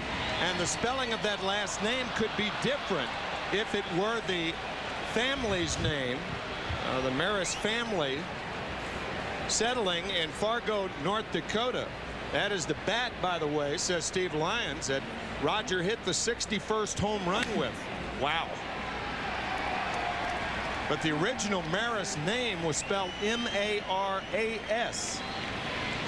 And it was changed by Roger's father and those young men, their grandfather, in 1954.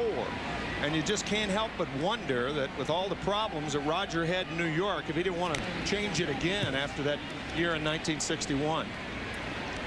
Change it to Ruth. Roger Ruth. Putting it away, and better guard that thing. We've got security all over this ballpark. And I would say there's not much memorabilia around in this day and age with everything that's going on in 1998 that's more valuable than that. No, not much. How about if the Maris boys gave that bat to Mark McGwire and he broke the record with Roger Maris's bat? How would that be? Wow. It's not going to happen. What a great story that would be. I don't think Mark would use it for fear that he may break the bat instead of the record. That pitch missed. A leadoff walk is handed out to Pettigini. Keep thinking like that, Mr. Brentley, you might get a 3-movie deal from Fox. That's my ultimate goal, Joe. You know that. That's right. One on with nobody out in a 2-2 game, and The batter is Brett Boone. I know some of you folks have read it that an anonymous donor has offered $1 million for the home run ball, number 62. So it's going to be very enticing and interesting to find out what that fan, whoever catches the ball, is going to do with the $1 million or the ball. He's 5 for his last 5, McGuire is, and getting the baseballs back, including number 60 from Denny Allen yesterday, who was quoted in the paper here in St. Louis today as saying he misses the ball. Already. Or he misses his opportunity. Little bunt to the right side off the bat of Boone. The sacrifice good, 3-4. The main request that Denny Allen had was to not only meet McGuire and get autographed bats and all that kind of stuff, but was to take batting practice with the Cardinals, and that was granted. He will take batting practice here on Tuesday night before the Cardinals and the Cubs. I would suggest that he not hit in the same group with Mark McGuire. That would probably be embarrassing. None of McGuire's teammates want to hit in the same group. A strike on Tominzi, who is thinking, oh no, not again. He's 0 for 3 with 3 strikeouts, and he's behind on the count. So the 60th home run by McGuire, I mean, how much is that ball worth? If 62's worth $1 million, that's got to be worth $100,000. So Denny Allen maybe is giving up $100,000 or paying $100,000 just to take batting practice. There's strike 2. Getting the old chicken wing loose again here. I think I could throw him 15 minutes for $100 grand.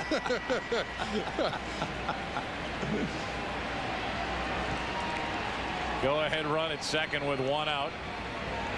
Everybody wondering if McGuire will get another at bat.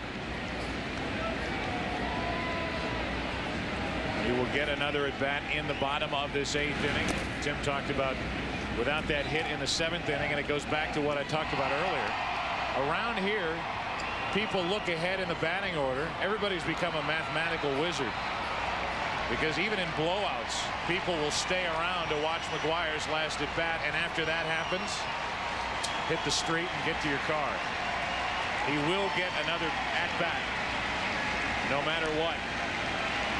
Runner at second, 1 out, and the breaking ball gets Tominzi, who strikes out for the 4th time today. So a runner at second, 2 out, and we remind you tonight on Fox, around the corner. A breaking ball low and away for ball 1 to Chris Steins, who is looking for the 2-out RBI hit.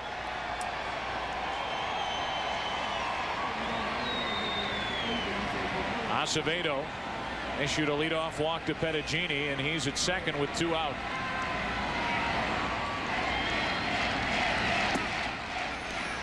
(2-0) with the pitcher's spot next, and Melvin Nieves in the on-deck circle. So Acevedo should go right after Steins.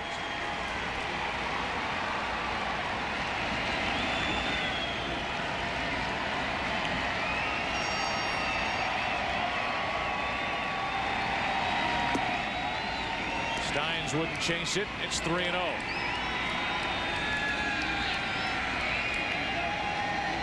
Even Acevedo has been on the disabled list this year. Had a problem with his throwing elbow.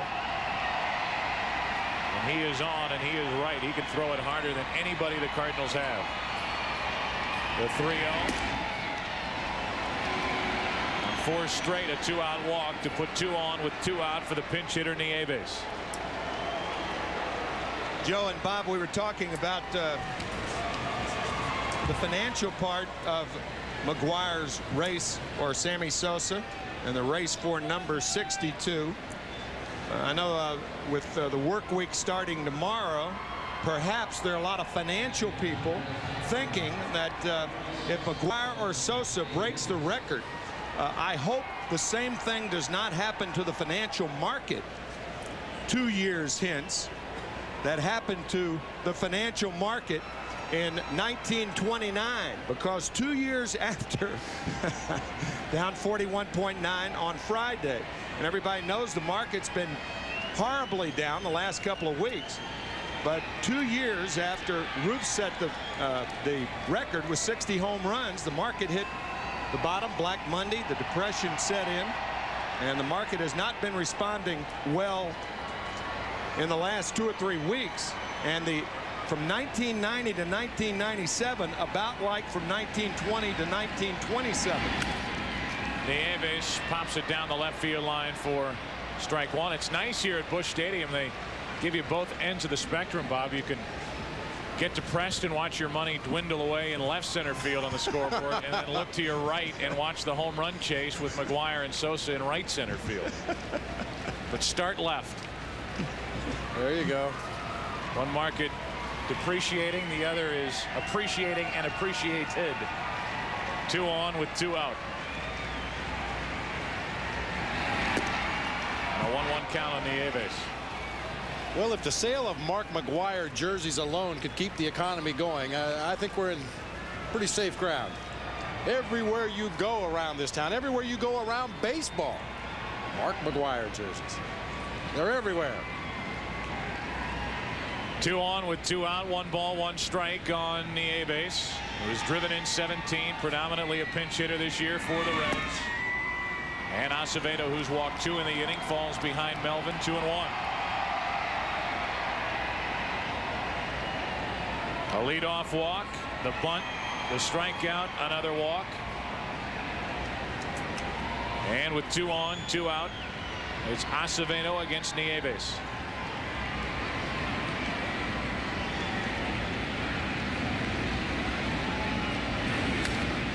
A late swing, 2-2. Mid-90s, 94 from Acevedo. He's been consistently in the mid-90s with his fastball. Doesn't seem to have a real good feel for his breaking ball yet. He walked Steins trying to throw that slider over the plate, was not able to get it in the zone. There are times when the Cardinals wish that Acevedo would just rear back and throw it. 2 on, 2 out, 2 balls, 2 strikes. A 2-2 game in the 8th.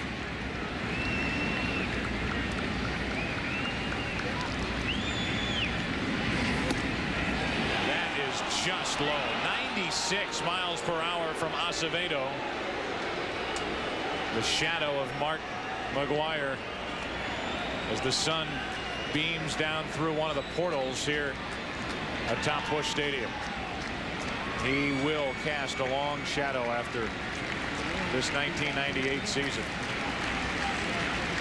2 aboard with 2 out, 3 balls, 2 strikes on Nieves. Runners go. The 3rd walk of the inning will load him up. So Acevedo did just rear back and throw it. The last 2 missed, and now the bases are loaded for Reggie Sanders.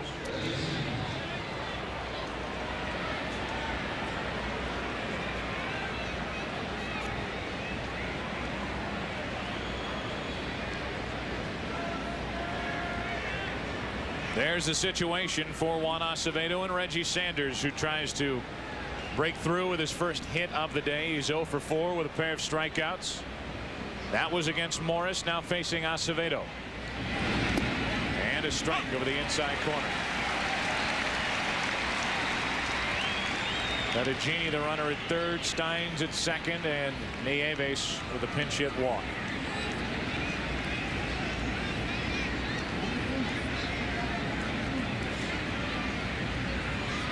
The 0-1 to Sanders. Strike 2 in a hurry.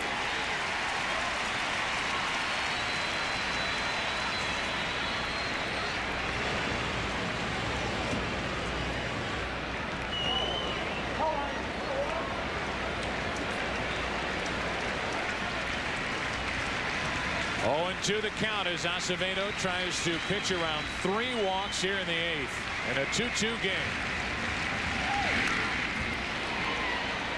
96 from Acevedo, and a very defensive swing by Sanders. It's perhaps a little better than Acevedo wanted it. Sanders had a pretty good rip at that ball with 2 strikes. Seemed to be trying to go to the opposite field. Acevedo with that 96-mile-an-hour fastball, you almost wish he would come up in the zone, as we were talking earlier about Tomko. When you throw that hard with a straight fastball, most of the time you're better off working the top of the zone than the bottom of the zone. Again, the 0-2. breaking ball makes it 1-2. Nice job by Marrero keeping that ball in front back there. Saved a run. As good as driving one in offensively. We'll get another look. He's pitching the dirt. Blocks that 5-hole between the legs. Stays right down on the ball. Perfectly executed.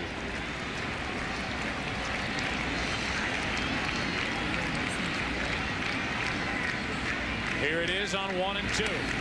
That was a better swing by Sanders. The first baseball person that I have ever heard espouse that theory that you just gave. If he, from a defensive standpoint, if he prevents a run as opposed to driving one in, was Whitey Herzog when he was the general manager of the St. Louis Cardinals and he signed Ozzie Smith to that big contract. He said, look, hear about guys who have 100 RBIs in a year. Ozzie Smith has 150 saves a year. Down and in, and a little shout from Acevedo as he gets out of trouble. Mark McGwire will bat third. That's Shadow and Mack in the 8th. Well, I think we're developing a theme now.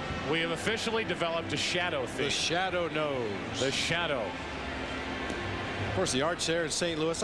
Good-natured rivalry between Illinois and Missouri, and I always felt it would be a great gag for the state of Illinois to put a 200-foot tall statue of a man in Bermuda shorts and brown socks and hush puppies with a croquet mallet on the other side of the river.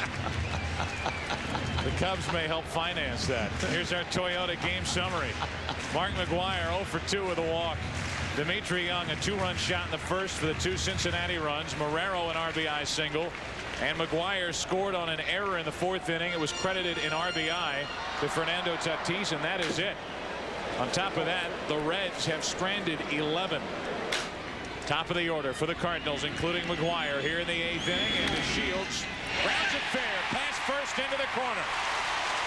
Delino digs for 2. Delino will dig for 3. Delino has a leadoff triple.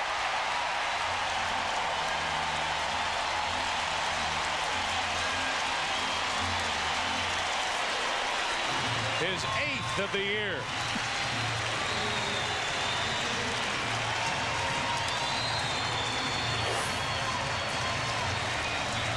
Ball is smoked just inside the first base line, down into the corner. See Sean Casey with an effort down the line. Reggie Sanders going to come into your picture and make the play. Brett Boone with a quick relay throw to third base. Had a chance to get the Shields at third. The throw, however, was offline, forcing Steins to go get the ball, allowing the Shields to slide in safely.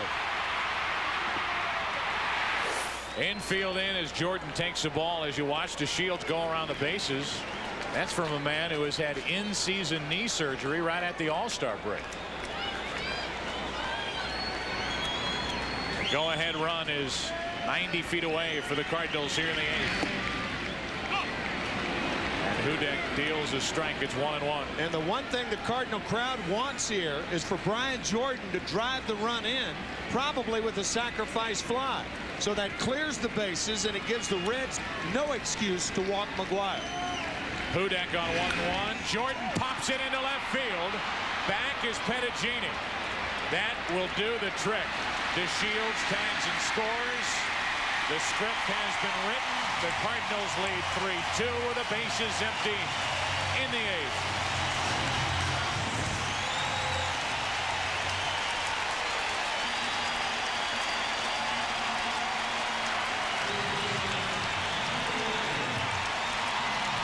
We would certainly like to welcome those of you who have been watching the Dallas Cowboys and the Arizona Cardinals. The Cardinals, who used to call this ballpark home. This place is packed with close to 48,000 people hoping to catch McGwire, catch a pinch from Hudek, and tie Roger Maris with his 61st home run of the year. The Cardinals have just taken a 3-2 lead here in the 8th. Ball 1 from Hudek. These two faced one another here yesterday. And Hudek struck out McGwire. High heat. 1-1. Struck out Mark McGwire with that same pitch, a letter-high fastball.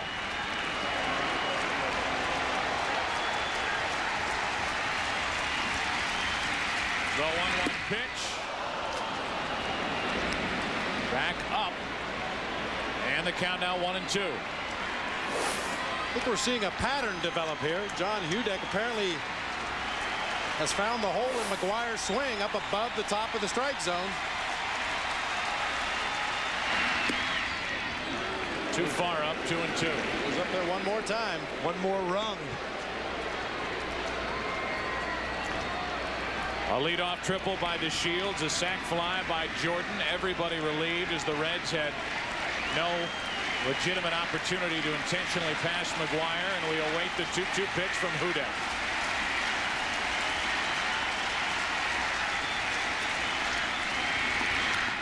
Up the middle, diving stop by Boone, and the flip to first for the out. That's the second baseman on the other side of the second base bag who made the dive to his left to take a hit away from McGwire. What a remarkable play that was by a remarkable defensive second baseman. This ball almost drags him into shallow center field. It's hit so hard. Terrific play by Brett Boone. Ball had a lot of topspin. Mark McGwire with that uppercut swing when he hits the top part of the ball. It's like a nasty overhand curveball. That ball got over Hudek's head and then dove straight down to the ground. Nice play by Brett Boone. Now Langford with 2 out, nobody on. And a strike. Oh, there you go. So many start to file out all around the stadium. This standing room only crowd. Most will stay. 2 out, nobody on, and Langford a 1-1 count. Well, those staying hope the Reds score 1 in the 9th to tie it. Mixed feelings if you're a Cardinals fan. Yeah, you want to win a ball game, but geez, you'd like to see Matt get up there one more time.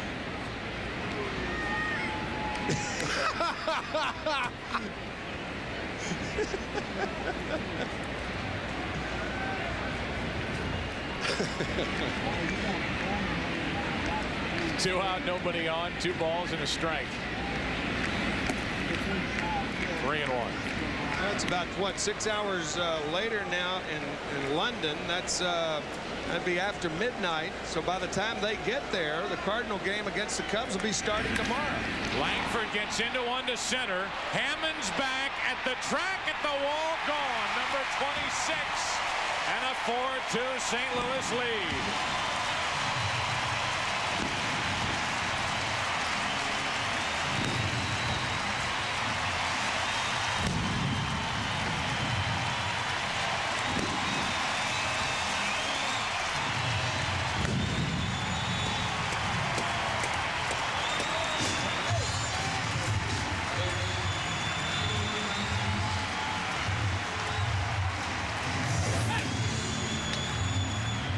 But from the reaction of Hammonds in center field, it appeared initially he had a bead on that fly ball to center.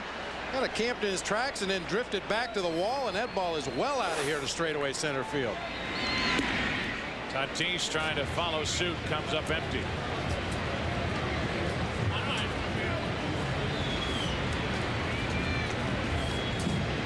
Two out, nobody on here in the 8th inning. The Cardinals have taken the lead the first time they've been out in front today. One other note to pass along regarding McGwire. A long list of notes to pass along regarding McGwire. His son Matt is due into St. Louis tomorrow, and he has always said that he wanted Matt here. There's a shot to left off the bat of Tatis, back to back.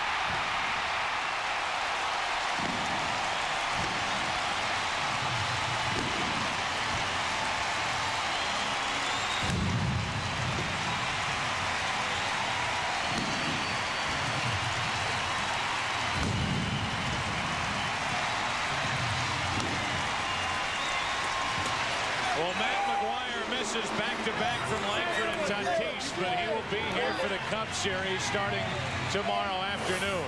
Right things happening for these loyal St. Louis fans, but the wrong guys doing it. Langford and now Tatis. Some of the most loyal and knowledgeable fans in this country are in and around the city of St. Louis. 5th home run as a Cardinal for Fernando Tatis, and the Cardinals really like what they got from the Rangers in that trading deadline deal, sending Stottlemyre and Clayton to Texas for Tatis and Darren Oliver, both guys who will be here in Cardinal uniforms next year. Into left field. Not a very good break by Pettigini, but he finds it, makes the catch, and the Cardinals are finished after they get 3, including back-to-back home runs from Langford and Tatis. The Cardinals lead at 5-2. Along with our producer, John Filippelli, and our director, Bill Webb, Joe Buck, Bob Brenly, Tim McCarver back with you as we move to the 9th inning. Acevedo in line for the victory if he can get the final outs. As we start the 9th, the Cardinals have a 3-run lead, and that's ball 1 up and away to Casey with Larkin and Hammonds to follow. Sean is 0 for 4.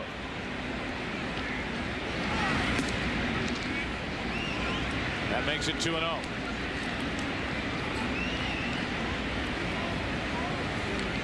Juan Acevedo trying to win for the 8th time this year. 2-1. Popping fastball from the Cardinal right-hander. No home runs for Mark McGwire today, and I think it's going to be very difficult for Mark McGwire to get a home run on Monday or Tuesday because of the position of the Chicago Cubs. Yeah, it's a different series when the Cubs come to town because the Cubs right now are in front, Bob, in the wild card race with a 1-game lead over the Mets. The Giants are hanging in there, but you have to look at the Cubs and their postseason hopes. The Reds, with no thoughts of that, they really came after McGwire. I don't know if we will see the same with Chicago. That's into center. Langford broke in, goes back and pulls it in off the bat of Casey, 1 away. Well, as we talk along those lines, Tuesday, should Mark McGwire have a chance in Roger Maris's home run record, then you want to tune in for a special edition of Major League Baseball on Fox. Be a part of history this Tuesday night starting at 8 Eastern, 5 Pacific, only on Fox.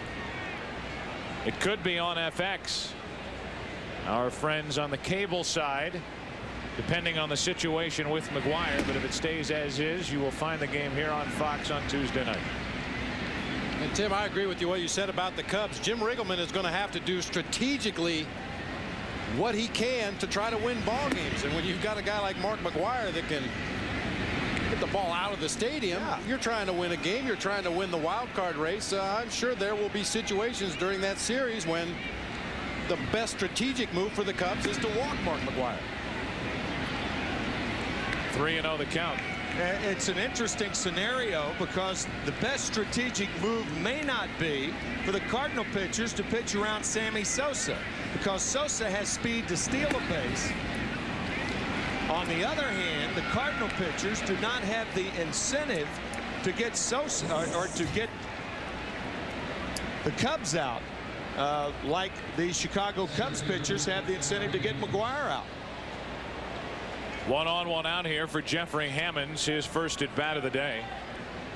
Had a chance to visit with Dave Duncan yesterday, and he told us that the Cardinals will pitch to Sammy Sosa. They believe they can get Sosa out.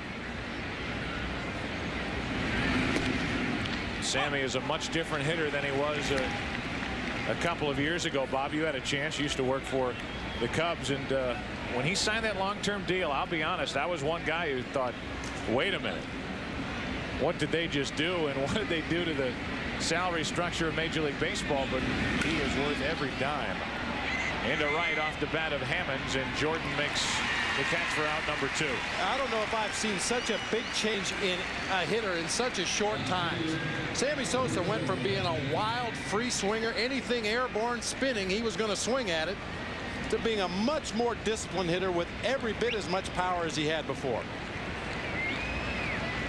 The Cardinals are 1 out away from victory. Pettigini walks to the plate, digging in with an average of .310.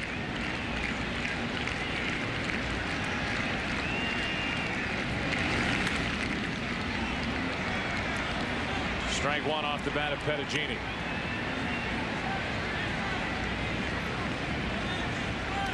A one-out walk. Acevedo trying to end it here in the top of the 9th inning. For the record, if we don't get a chance to say it again before we go off the air, McGuire's day 0 for 3 with a walk and a run scored. 1 on, 2 out, and Pettigini takes ball 1.